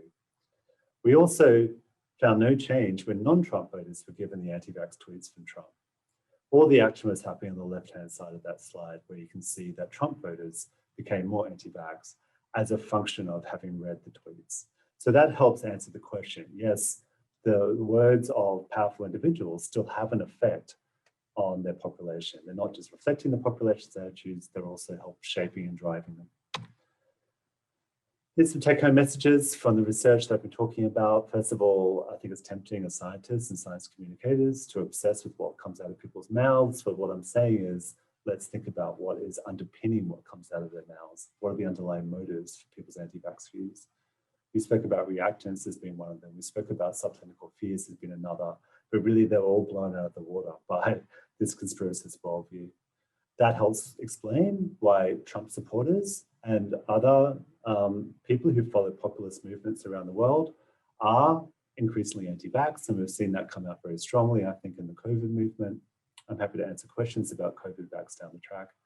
And the other message here is that the political rhetoric of individuals actually does matter. It still shapes people's opinions. So thank you for your time. I'll be around for questions. And if anybody's interested in finding out more about the stuff that I've been talking about today, here's a selection of papers. I'm happy to send them to you if you email me. Thanks very much, Matthew. There've been a few questions coming in while your talk's been going on. And the first, I'll go straight to the first one on the list here. As a scientist yourself, do you personally believe that people should always believe in the science? Well, as a scientist myself, yes. I mean, it's not that I have blind faith in science. I feel like science occasionally gets things wrong, but I do have implicit trust in the autocorrective mechanisms within science. So I think when science does get it wrong, it corrects itself pretty quickly. So for me, I have a heuristic that I take on faith what scientists tell me I do, yeah. Okay. And I suppose a related question is, should everything that hasn't been proved or evidenced by science be written off? Well, no, I think that I don't think too many scientists would say that just because you haven't proven something, it doesn't exist. But to me, scientists are effectively just observers, and you know, I find it hard to believe in secret knowledge. One of the big kind of themes of anti-vaxxers is that there's secret knowledge out there. There's things that are real. There are things that other people observe, and for whatever reason, scientists and governments and big pharma don't want to tell you about it. I certainly don't believe in that type of secret knowledge. I think that science is inquisitive. It's an observer, and it tends to flush out truth. Yeah, yes. In my experience, there are always whistleblowers in science who are actually prepared to tell you what they think, even if they don't agree with the majority. Yeah, I think when I talk to anti-vaxxers and some other people, they sort of imply that they're the skeptics. Scientists are not. Scientists are sort of prone to groupthink and conformity. But my experience of science is that it's extremely skeptical. It's within the DNA of scientists to be skeptical. We're always trying to break facts. If we find phenomena, people try and break it. And if they can't break it, we assume it's true. Yeah. You alluded to social media there a moment ago, and one of the questions is about social media. Do you believe that social media is driving misinformation? And a related question to that, so perhaps taking the two questions together, should there be times when we curtail freedom of speech if a story is false or a threat to life? Oh, that second one is really tricky. Let me just think about the first one. Yeah, there's no question that social media at the moment is the forum through which misinformation is largely spread. That is the real world for most people, is social media. People talk a lot about Facebook, but it seems to be YouTube and Instagram as well has really taken off as a home for misinformation around vaccination. the thing about social media is that it's not just transmitting information, it's creating communities. And so there's always been conspiracy theorists, there's always been people who are skeptical about vaccination, there's always been people who are prone to misinformation, but they've typically been sort of isolated. Whereas now you can find a very tight community of people, so it becomes a whole identity around that. And that wasn't possible really before social media. Can you remind me the second question? Like, are there times where you should curtail freedom of speech? Yeah. Look, that is a really tricky question. I think that if you speak in abstract around principles and values, there's no real answer to that. But for me, where I see the stakes are so high when it comes to vaccination, and I drill down to this very specific situation where people are sometimes quite malevolently spreading misinformation around vaccination, and sometimes with a profit motive as well, like exploiting fears around vaccination to promote the wellness industry. I have absolutely no concerns about shutting down debate around that, and I applaud all the efforts that have been made to try and take down sites of misinformation. Thank you very much. I think they're the main questions that have come in now. I've grouped some of them together, obviously, because they were similar. But there may be other things we pick up in the panel chat at the end. So thank you, Matthew. Without further ado, we'll move on to our final talk of this afternoon, which is from Dr. Winston Morgan, reader in toxicology and clinical biochemistry in the Medicines Research Group at the University of East London. His diverse research interests include investigating factors that contribute to poorer medical outcomes of individuals and groups on the basis of race and ethnicity. Today, he's going to talk to us on how perceptions of medical racism drive vaccine hesitancy. Over to you, Winston. Hi, I'm Dr. Winston Morgan. I'm reader in toxicology and clinical biochemistry, and I want to talk to you about why communities described as Black, Asian, and minority ethnic are concerned or hesitant about the COVID-19 vaccines. Now, for the last year or so, I've been writing and researching about the impact of COVID generally on these communities, and more recently, over the last 6 months, I've also been doing the same kind of thing with respect to vaccines and vaccine hesitancy, or what is termed vaccine hesitancy. So what is vaccine hesitancy?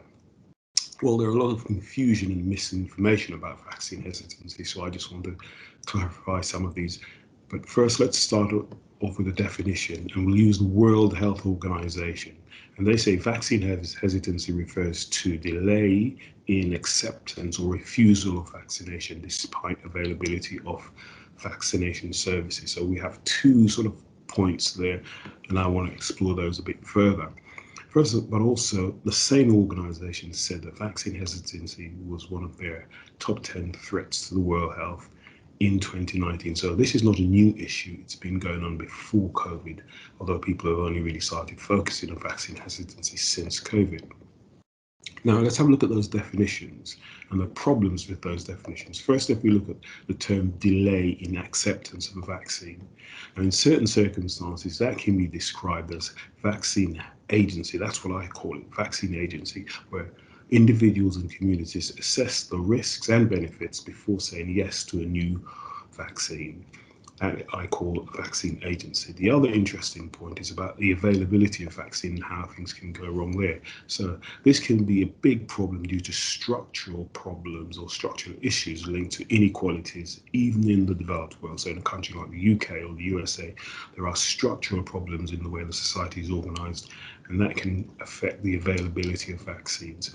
And what we find is that politicians use hesitancy to hide structural problems which prevent delivery. So if they can hide the fact that they can't deliver the vaccine to communities by saying it's hesitancy, then they, in a sense, they cover themselves. Okay. Another factor about vaccine hesitancy, or what we think of vaccine hesitancy or concerns, are, if you like, natural barriers, I call these. And these relate to the uniqueness of vaccines, because vaccines are delivered by injection. Think of the needle. Not many people like needles. Vaccines are biological medicines, almost living, and they relate to the pathogen, and that can make people frightened or hesitant. You take a vaccine when you're healthy, which is a very unusual thing to do, take a medicine when you're healthy to prevent you from becoming sick. So you really need to believe the vaccine is safe. So if you don't believe it's safe, you're not going to take it. Also, you also need to believe the threat is real, the threat of actually coming in contact with the pathogen and being harmed by it. So vaccine uptake requires trust in the government and scientists and health providers. And if you don't have that, you're not going to get vaccine uptake, you'll get vaccine hesitancy.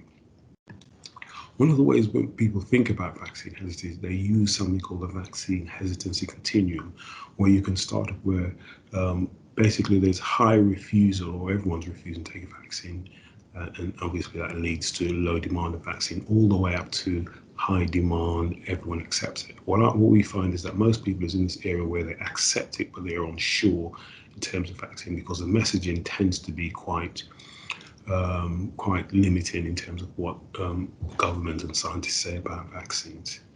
And we'll see how this impacts in the next two slides. So if we take, for example, the situation in the USA around September, when we thought everything was going to be all right, and there was low number of cases in terms of infection, and at that time, even then, the vaccines were far away.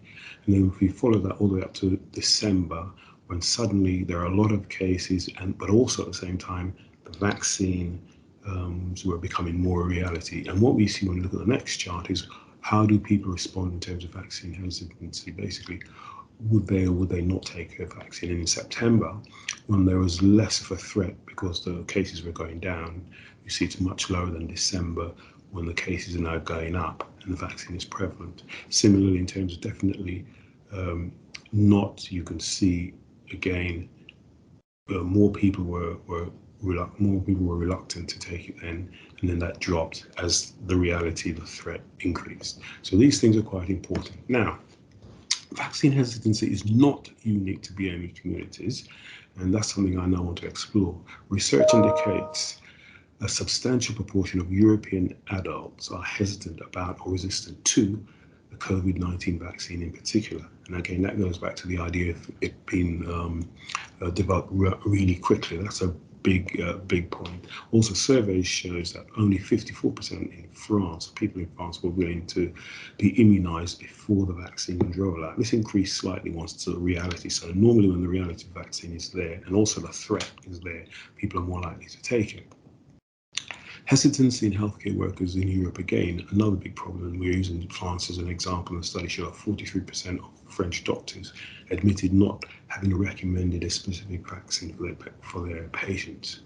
And finally, we have this change in attitudes to the Oxford Astra vaccine by people and governments in Europe. Part of that is due to vaccine nationalism, but part of it is also due to just general hesitancy within those populations. And I think if a vaccine is developed in your country by your scientists, you're more likely to take it than if it's developed by a foreign country by foreign scientists. Okay, so safety and speed of development are the main issues when people are asked, why is it you're hesitant or you're concerned about a vaccine? That's one of the things they say. It's about safety and also how quickly was it developed. And if we look back to the H1N1 pandemic in 2009, there was also a perception that the vaccine was rushed and unsafe. So again, you had some hesitancy around that. The main reason for hesitancy were, again, potential side effects, because people don't know what's going to happen because it's a new vaccine, and also adverse effects. So people worry about those things. But, and this is the interesting things in terms of BAME, in 2009, neither the virus or the vaccine were racialized. And what do I mean by that? I mean, there are no questions about susceptibility to the virus or safety and efficacy of the vaccine in different ethnic and racial groups. So there's no idea that race or ethnicity played a role in whether you were susceptible to the pathogen, the virus, or the vaccine. And that's really, really important in terms of hesitancy in different groups. So, are questions about hesitancy in BME communities valid? Well, if we compare and contrast hesitancy to the COVID-19 vaccine to something like the polio vaccine, and more recently the MMR vaccine, there's a different pattern. For polio and MMR, issues were addressed directly by government and scientists. For example, polio was an issue with the live virus, contamination, we think, and that could easily be explained, and that wasn't a problem. Similarly, MMR, we were able to explain that this was a fraudulent researcher making claims about autism, and again, there were lots of campaigns directed at the middle classes who were one of the most hesitant groups. And what we found was the responses by the government, by the scientists, left no room for the anti-vaxxers. Whereas what we found for the BME communities, the explanations weren't strong enough, and they created space for the anti-vaxxers to occupy. So what drove hesitancy in the BME communities, particularly the Black communities? Well, first of all, many groups and communities, as I said, trust is important, do not trust government or the NHS, sadly. And that was even before COVID-19. So when COVID-19 came along, that just reinforced some of that mistrust. And again, from the start of the pandemic, BME communities were constantly being told they were the most likely to die from COVID-19 without any clear explanation. Why were we being particularly targeted? This messaging was not good for trust, and also, again, as I said, it racialized the virus. Now, allowing suggestions that BME communities would be amongst the first to get the vaccine was politically good, and there were good intentions behind that, but it was also a mistake, and I'll explain why. At the time, this was a new, controversial and untested vaccine, and naturally it caused alarm bells. Why were we being asked? Why were we being the first to take it? Many people are asking. If you think of conditions like diabetes, high blood pressure, and certain cancers, these same communities were just as affected as they are with COVID-19, yet they had no special treatment. So what was going on? Why for this new untested vaccine? That was the question that was being asked, and there were not many answers. BME communities needed answers from the government and from the scientists, but nothing came, unlike for the MMR when these were, clearly answered by the government and scientists. So, and part of the problem was the government and the scientists were, if you like, I say they were blinded by structural problems. First of all, they couldn't actually see that this was a big issue for those communities, and even if they could see, they had no mechanisms for explaining it. Now, what did this do? We had something called I call the summer awakening, when the impact of COVID coincided with Black Lives Matter, the death of George Floyd, and it also led to increased awareness of racial injustice and the extent of medical racism. Lots of people started writing about these issues, including people like me, all during the summer awakening. So that gained this heightening awareness at the same time as people were trying to think about a vaccine and getting people to think about taking it. We also had things like, and then people learned about things like the Tuskegee Experiment, where Black men were actually left with syphilis when there was adequate treatment for them, just so that scientists could see what could happen. We had the court case against Pfizer in Nigeria about the meningitis drug. We had information about extra deaths in Black women during pregnancy and stories about allocation of pain medication in hospital. All of these things reinforce this idea of medical racism. And with these stories going around, it made it very difficult for people to accept the vaccine. So these examples, regardless of their relevance to the safety of the vaccine, reinforced mistrust. And in this space, stepped the anti-vaxxers. They were able to basically put lots of messages on social media directed at BME communities, particularly Black communities, and this also made these communities very, very nervous. But vaccine agency, I call it, has now replaced hesitancy, and this is where people are we will see in the future, people will take the vaccine, but all they're doing at the moment is making sure they have all the information to decide that the vaccine is safe. Thank you very much. Thank you very much, Winston. Thank you. While we're waiting for questions to come in, I was just thinking really about what you're doing now and what you're going to be doing in the near future in this area. Okay, so my main role at the moment is I do a lot of public engagement and media work where I try to both explain why vaccine hesitancy or vaccine agencies, I like to call it, is such an issue for people described as Black, Asian and minority ethnic. And I also do a lot of explaining, for example, to people who are worried about the safety, because I'm also a toxicologist and I understand the drug development process and how you take a drug or a vaccine from, if you like, idea to the market. So I do a lot of that at the moment. Okay, thank you. A question here from Jenny French. Has the UK government begun to do any work on building up trust within the BAME population? Yes, but it's taken a long time and it's not very effective, I don't believe. First of all, they allowed the what I call the racialization of the vaccine, the virus, and then the vaccine to take hold in people's mind. And that is one of the big drivers for vaccine hesitancy. And also the structural problems around why not just COVID vaccine, but all other vaccines have not been properly rolled out to certain groups hasn't really been properly addressed. And they're still not really addressing it now in any deep and meaningful way. They talk a bit more about it reluctantly, and they're always reluctant to say there are structural problems. If you listen to the Minister for Equalities, who's leading a lot of the work in this area. Natalie Monroe asks, she says it's an amazing talk. She really appreciated your talk. And what do you think could be done to improve vaccine uptake? As I said, because I call it vaccine agency, it does. People have been, if you like, people are asking questions. Is it safe?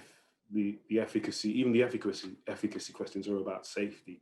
And what they want is reassurance. So I think there'll be a delay and then you'll see people taking the vaccine up. So it's just about people like me, people who I think I'm trusted, and also I'm a different voice as well. So they can come to me and ask me a question, and perhaps they might even feel less intimidated if they ask me a question. And that's a really important thing. So that kind of messaging is really important. The other thing I think we really need to get on top of is the number of people working in the NHS who are, if we go below doctors have been quite good in vaccine, taking the vaccine, but people below that there's still a bit of hesitancy there. And if you think of the BAME communities, there are a lot of people in those communities who look to health professionals who work in the NHS. And if those health professionals aren't taking the vaccine, then it's not sending the right message. So getting those health professionals to take the vaccine, as well as the doctors, I think would be a good thing.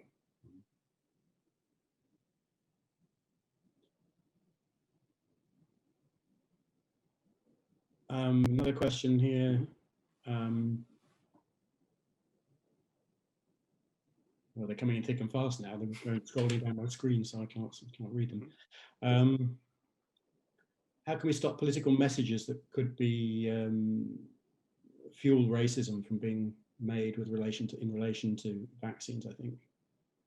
Well, I said early on in the process, there was a lot of clumsy or inappropriate messaging around race and understanding. Earlier on today, I was listening to a webinar at the Royal Society of Medicine. They do these quite frequently. And today they had a professor of sociology on.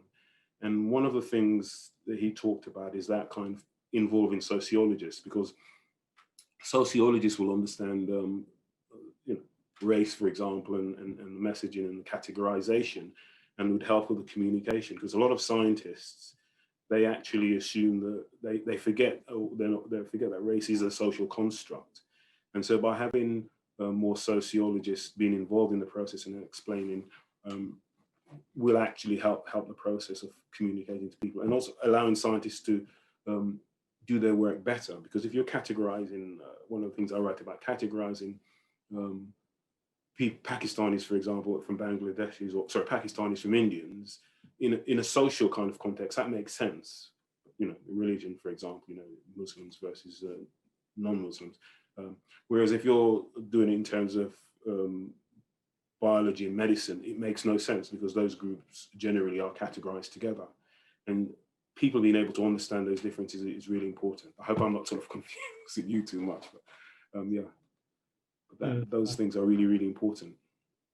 Yeah, that's fine. Thank you. Thank you very much for questions. I think now we'll move to the panel discussion. There are a lot of general questions coming in which are not particularly targeted at you, I think, Winston. More questions about vaccines and about the COVID vaccines.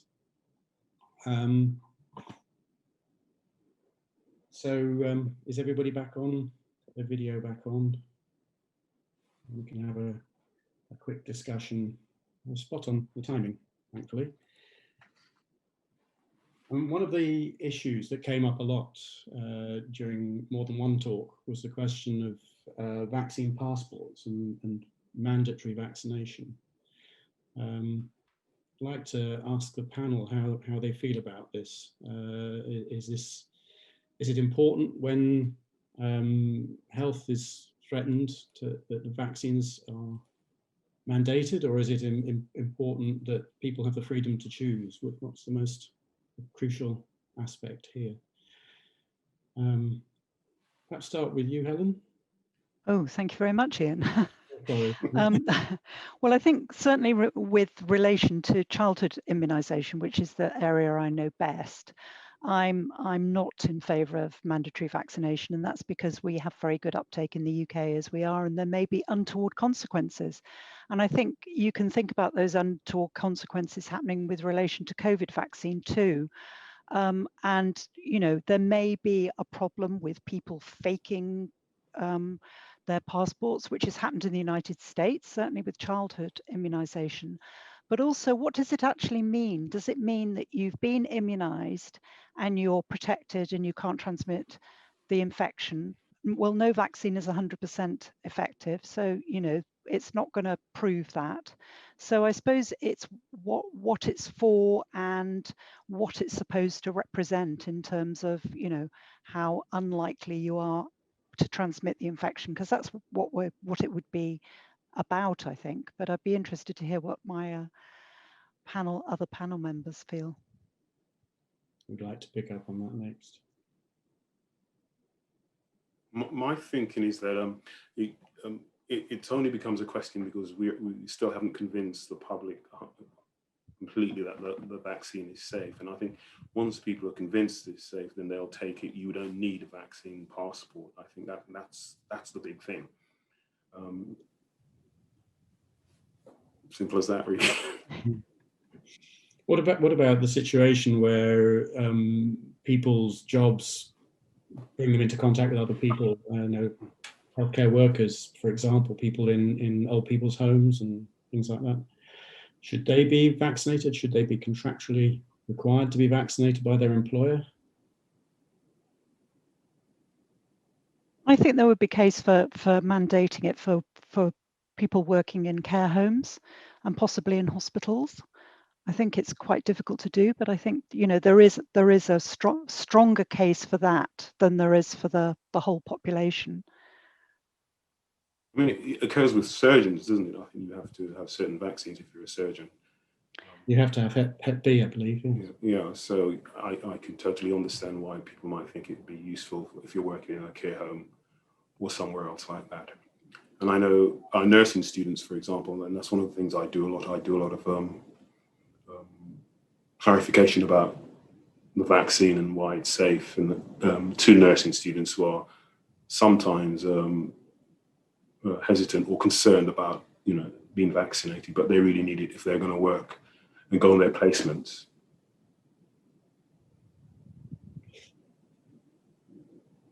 I think you're yeah, and I think from a psychological point of view, I get the impression that the consensus within the psychological community is that mandating, even though it can be effective, needs to be a last resort because of the obvious danger that it can radicalize anti-vaxxers and drive them into isolated communities, but it could also lose the hearts and minds of the vaguely hesitant mainstream once their element of choice and civil liberties have been taken away. So it's obviously a tool that should be in the back pocket, but I think the general consensus is it should be a last resort. Yeah. Yeah, I would very much agree with what both Matthew and Winston have said, that really we need to improve people's education. But I think if you enforce it, it's more likely to upset those people who are hesitant already. It's, you know, could be counterproductive. Okay. Thank you for that. I think another issue that has come up quite a bit, quite a few questions on vaccine resistance and the evolution of vaccine resistance. I don't know if this is one to start with you, Caroline.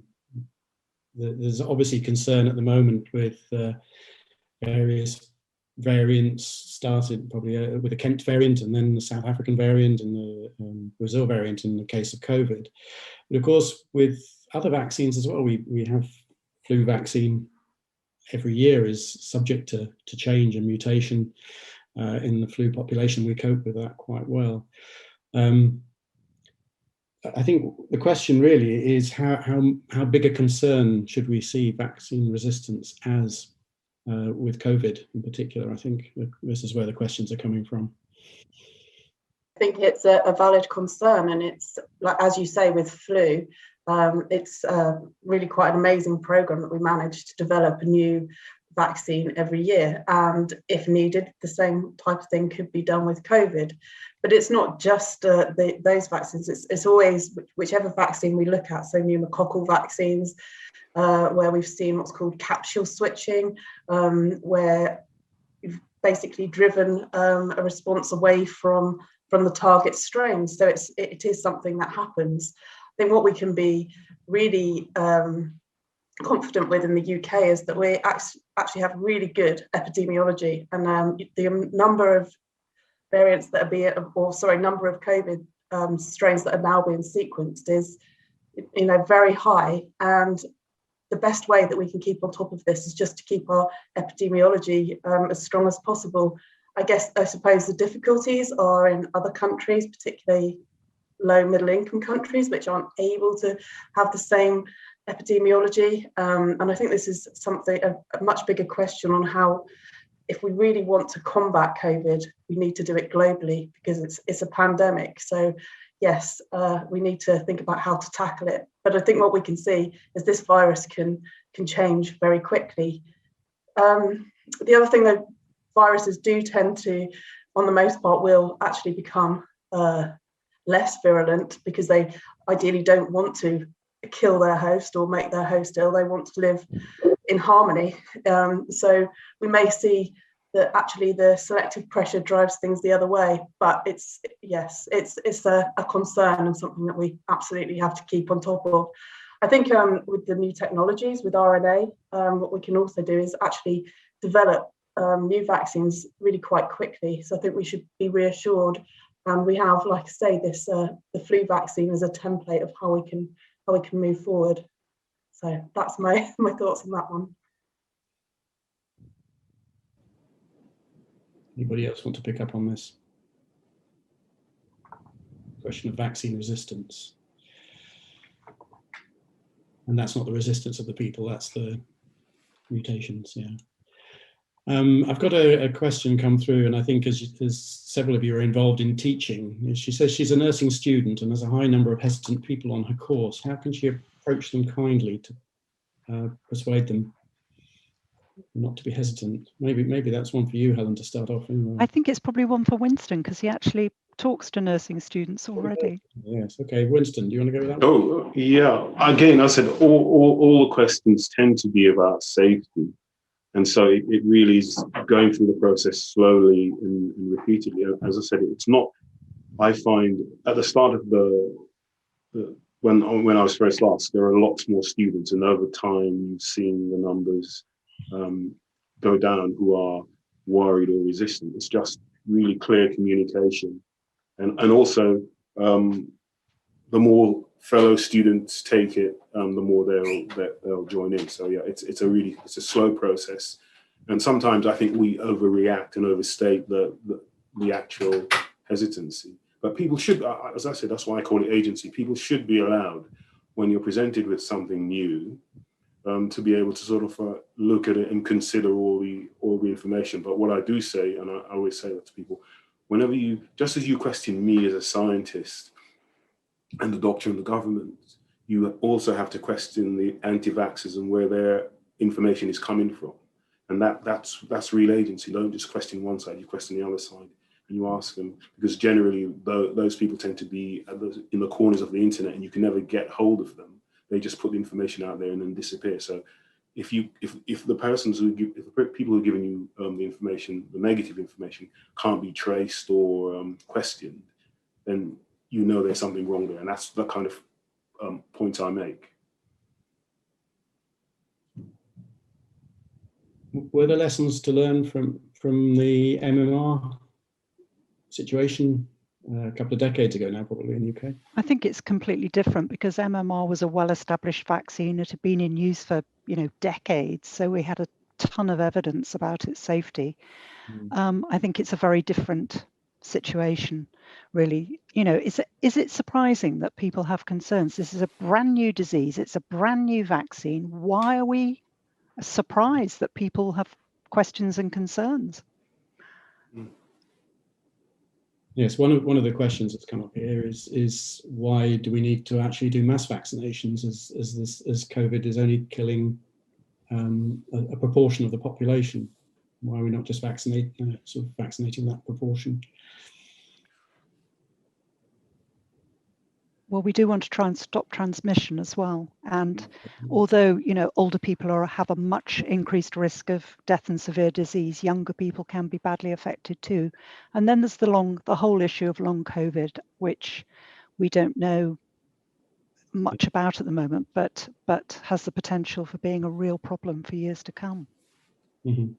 Yeah. But the suggestion there is that the vaccine, again, it goes back to the safety issue. If the vaccine is safe and you have vaccination, there's not going to really be a problem.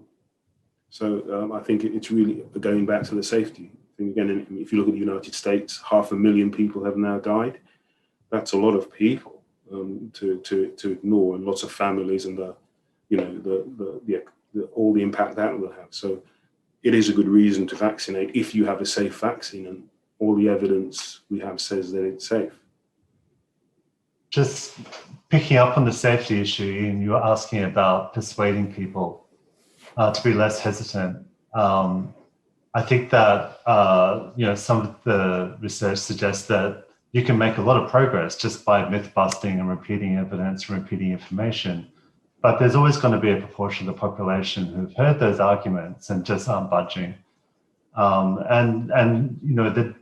That's because they mistrust the source of the information. So people who are prone to a conspiracist worldview say, well, look who's profiting from the vaccinations. Like Big Pharma, right? And they join dots in this illusory way and say, well, you can't trust anything. They're just pulling the wool over our eyes. So I think for some people, I think it helps to also reinforce just how untrusting and skeptical the system is around Big Pharma as well. That we don't just allow Big Pharma to release drugs on the basis of their own evidence, that there's a very robust, independent system of controls before you can release a drug. And I think that many people don't know that, or they don't understand just how rigorous that system is. And sometimes that can be a way, I think, to concede to their suspicion, but just say the system is also untrusting. Yeah. There needs to be independent verification of everything, and it can go on for many months. And I think that can help. Yeah. It's hard to imagine that every health professional in the world is in on this conspiracy. I suppose it could be possible, but it seems a little extraordinary. Yeah, that's the thing with many conspiracy theorists. They've got incredibly low trust in the integrity of people. Yeah. But they seem to have incredibly high trust in the competence of people, that thousands of people can coordinate and conduct this elaborate hoax on the public in near perfect secrecy. Yes, indeed. So what you're saying, Matthew, is there's no real answer to the extreme conspiracy theorists. You're not going to turn the corner with them. What you've got to do is stop them influencing other people. That's right. The fact that the conspiracist mindset is such a strong predictor of people's anti-vax views is sort of sobering, because there's not a lot of research that I can find where you can see reliable ways of reducing people's conspiracy theories. But what you can do is break the link between conspiracy thinking and vaccination hesitancy. In my own data, one thing that seems to break the link is if people have friends and family around them who are pro-vax, the conspiracy theorists actually listen to those social norms. And so when you feel as though family and friends are supportive of vaccination, the link breaks. And so that's what I get concerned about, people who are vaccine hesitant or conspiracist. A lot of people melt away in their lives. And they end up banding together with other conspiracists and anti-vaxxers and forming communities. And I think that the more that mainstream people can stay in the lives of these people and keep exerting their subtle social influence, the better. Yeah, there's a question, somebody's actually put the comment up here that not everyone who questions something important is a conspiracy theorist. I think we'd all accept that, wouldn't we? It's fine to be a skeptic about something and question it, but it's a whole different thing spreading. Absolutely, and one of the really difficult things in the field is we use that term conspiracy theorist, but of course conspiracies do happen in life. Conspiracies happen all the time, yeah. Right? And they're documented. And so it's just then becomes a sliding scale of just how plausible is your conspiracy theory, or and so that does make it difficult from a definitional point of view. But no, of course, we're encouraging people to be skeptical. But what you see with conspiracy theorists sometimes is a compulsive skepticism. And so any official version of events has to be contested. And I think that is problematic.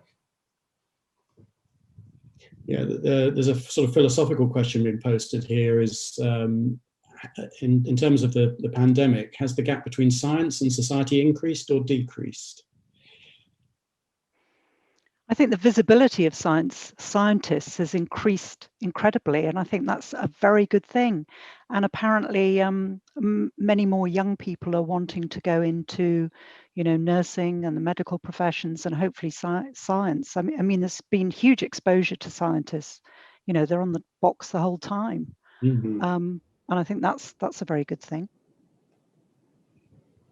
Yeah, I agree. I said I've never been busier. My visibility has sort of shot up, I don't know, tenfold, whatever the number is. Yeah, simply sadly, because of the pandemic.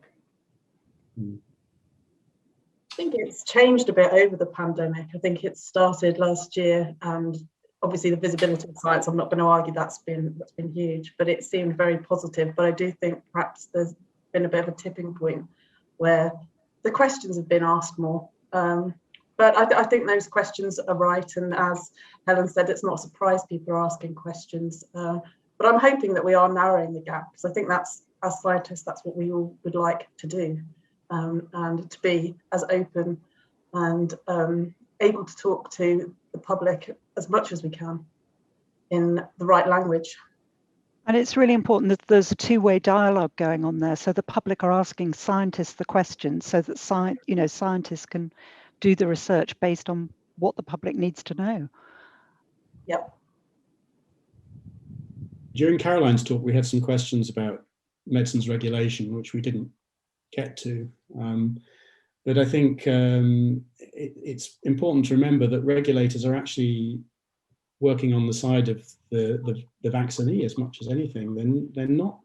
They're independent. They're not representatives of the companies. And I think that's something that needs to be taken on board. One of the questions that came up was about global regulation and whether there was any harmonization. And of course, the WHO does do a lot of work towards standardizing the guidelines for all sorts of medicines, and of course producing physical standards for standardization of assays as well. And they have a program of trying to improve the quality of regulation where it's in need of it in countries where the regulations and regulators are not strong, and supporting them with the help of strong regulators like, dare I say, the MHRA in the UK or the Canadian Health Canada or the FDA. So there is a lot of work done behind the scenes to improve regulation and ultimately the safety of medicines, including vaccines, at that level. I was going to say, but this actually shows how both independent and also cooperative the regulators are. Because if you take, for example, the Oxford vaccine, which has been given authorization here, but still in the United States it hasn't been because the regulators aren't happy, or in Europe because they have concerns. So sometimes you get everyone, sort of agreeing, all the regulators in the different countries agreeing perhaps with the Pfizer vaccine, and you get another vaccine because there are certain questions because of how the studies were designed. You get all the regulators disagreeing. So it shows how robust the process is, and we're not all just following each other. We do actually look at the data and come to conclusions. And then, of course, in most countries, you've got the equivalent of the JCVI in the UK that have to make decisions about how the vaccines are used, which also feeds into this. That's not necessarily part of the regulatory processes, but the decision, for example, whether to use the Oxford vaccine in people over 55 was to some extent a decision made at the JCVI level, not at the regulator. The regulator said it would be fine, but I think in other countries where there was a sort of hesitancy, it wasn't necessarily down to the regulator anyway.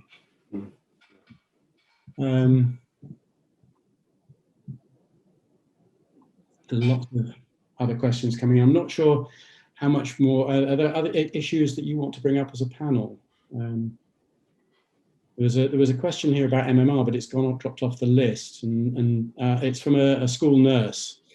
And she says, well, the UK lost its measles-free status recently. Are we going to see more MMR, measles, mumps, rubella outbreaks now following on from the pandemic, or are we going to see fewer because people are taking up vaccines because of the pandemic?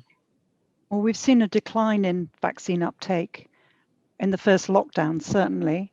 So that might result, in pockets of susceptibility, which could lead to outbreaks. And I think if you think about it globally, measles is going to be resurgent again because there will have been a decline in uptake in low-income countries because, in time of pandemic, everything goes by the board, just dealing with the issue.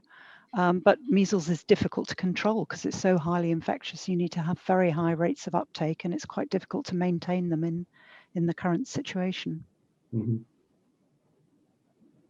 So it's that R number again that everybody's talking about. And remember that the R number for measles is about 17 or 18. Yeah. So everybody talks about COVID being incredibly infectious with an R number of 1. Measles is 17 or 18. And influenza is even lower than COVID. So, yeah. Yeah, that's the danger of sort of what's happened now with the COVID, is that it's sort of given more people the opportunity to question things that they'd never questioned before when they don't have the information. As Helen said previously, 90-95%, whatever, the population happily took the measles vaccine and there were no issues. But I think that could change simply because people think are now more questioning, and not because of the anti-vaxxers and how they've been able to, they've been given this opening by the COVID and what's been going on around that. I suspect not many members of the public before really thought in detail about vaccine development before we had it. And now, all the talk about trials and everything else in the public domain. I think there's quite a few questions coming up about, that there would have been less people taking vaccines because they wouldn't have wanted to go to their doctor's surgeries. I imagine that was the common reason. But then people were mixing a lot less. So there's been a decline in infectious diseases because of that. So I think looking at the disease landscape of, well, the world, but to start with the UK, it will be quite interesting after this, and that data is going to keep coming out. I know cases of meningococcal disease decreased, and we assume that's because it wasn't transmitting. Yes. Yeah. If you talk to a paediatrician, they'd say at this time of the year, your wards will be full of children with respiratory syncytial virus, and it's just not happening now. So, but these two, it'll be interesting to see what happens after lockdown next winter. But do you think that the hesitancy has will be driven down ultimately by this event, by this pandemic, rather than exacerbating hesitancy? It's difficult to predict. I naively thought at the beginning of the pandemic, great, everybody's suddenly going to see what happens when there's no vaccine for a disease that's out of control, and they'll all be rushing to be vaccinated. But It doesn't really work like that, does it? So I don't know what's going to happen. I think one thing that's easy to underestimate is the extent to which the kind of weaponized pointy end of the anti-vaccination movement and the anti-vaccination industry saw this as a once-in-a-century opportunity. This is an historic moment for them to change the narrative permanently around vaccines. And unlike MMR, etc., where it was an unfolding story, it was one that they had a heads up. They saw that the whole world was paying attention, and then they knew the vaccine was coming, and they had months to plan their attack. And it's very organized. It's a campaign of misinformation that's been extremely organized and actually, relatively successful. And so I think that the headwinds are actually quite strong with regard to the misinformation movement. I think that's... Oh, sorry, go on, Helen. I was just going to say that's good terminology, the anti-vaccine industry rather than movement, because it is an industry, isn't it? Very lucrative. Yeah, for some of them, I think it's entrepreneurs exploiting fears to promote an industry. For some, not at all. For some people, it's just genuine concern, and they see themselves as social justice warriors who are trying to save lives. So I think there's a multitude of different motives, but I do think that one thing that bothers me is that anti-vaxxers tend to point to the medical industry as the ones who are corrupted by profit motive, when I look at it almost the other way around with the wellness industry. Yeah. The point I was going to make was Helen and I were talking about this, I think, in the break about how we've seen this pattern, particularly for certain groups, not becoming vaccinated for whatever reason. Either they're hesitant or the structures on there to allow it to happen. And we've known this for some time, and how whereas the anti-vaxxers have kicked into gear as soon as they saw this opportunity, perhaps governments and health authorities haven't done the same. And so we're now in the situation where they're not really ready to reach the number of people they really need to reach to get rid of this virus. One of the issues that I used to attend JCVI meetings as an observer, and one of the things that seemed to come around time and time again was that in big cities is where you get the poorer, particularly in London, you get poorer uptake of vaccines. Is that purely a structural issue with cities, or is that actually something? Is there something else going on there? Is this that populations in a city like London are more transient and therefore aren't signed up to get their vaccines, or is it that actually living in big groups like that actually does something? I think it's a combination of factors, but London is a very complex city. There's a lot of movement, there's a lot of population diversity, so all those things come into play. And it may also, as I mentioned in my talk, it may be because there's so much movement, that may affect data quality. So it may not be as bad as we think. Otherwise, we would be having huge outbreaks, and we don't seem to have huge outbreaks. So maybe disease is better controlled than we think. I'm not talking about COVID here, but it is, it's a difficult city. It's complicated. Even the rich, so-called rich boroughs like Kensington and Chelsea have one of the lowest vaccine uptakes in the country. And that's because they have pockets of extreme disadvantage and, in the middle of wealth. So it is complex. If you're going to hide, perhaps all your documentation isn't quite there. A big city is where you want to be. So there's that aspect of it as well. I was doing some work with someone, and they're trying to find these, if you like, difficult to reach groups who are deliberately difficult to reach, I say, because of their legal status or whatever it is. And so getting people like that vaccinated is going to be quite a challenge, and you're going to find more of those people in cities for obvious reasons. Coming back to Matthew's talk as well, there's the being scared of needles, scared of adverse reactions. How big a part does that play compared with all the other things we've been talking about? When I did research on that, that was speculative, and I was surprised at the strength of the relationship. It's nowhere near as strong as the Conspiracy Worldview as a predictor of vax hesitancy. But I think I was inspired with that question with a number of people in my life who, from my point of view, had things that were either clinical or subclinical fears of hospitals, surgeries, blood, needles. And I got the impression that rather than admitting to this miscellaneous fears and anxieties that made them feel weak and silly, they were drawn to movements that allowed them to organize their fears within a veneer of ideology. It's like, well, I'm kind of skeptical about Western technomedical interventions, and that they go down a natural medicine path, which may have actually just been a way of avoiding triggers for their anxiety. And I think the data does suggest that a little bit, that just merely that intuitive feeling of disgust towards needles, bloods, and hospitals is a predictor of anti-vax or vaccine hesitancy. I think, Helen, we were talking in the break about the unfortunate fact that sometimes a giant needle is used as the international symbol of vaccines. And we underestimate the extent to which some people just freak out at that on some kind of deep level. Maybe we could think about our iconography and symbolism of the vaccine movement. I think the questions coming in seem to have dried up or not really be relevant to the vaccine hesitancy. I mean, there are questions about, will we see more mRNA vaccines and these sorts of things, but that's not really questions about vaccine hesitancy.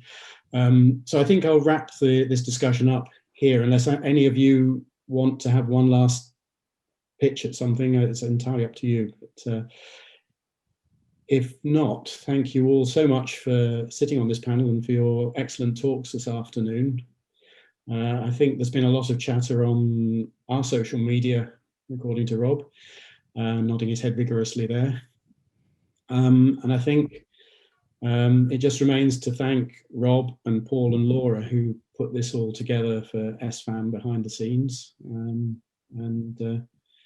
we'll see you all again soon. Thank you very much for joining us this afternoon. Thank you. Thank you. Thanks very much. Thank you.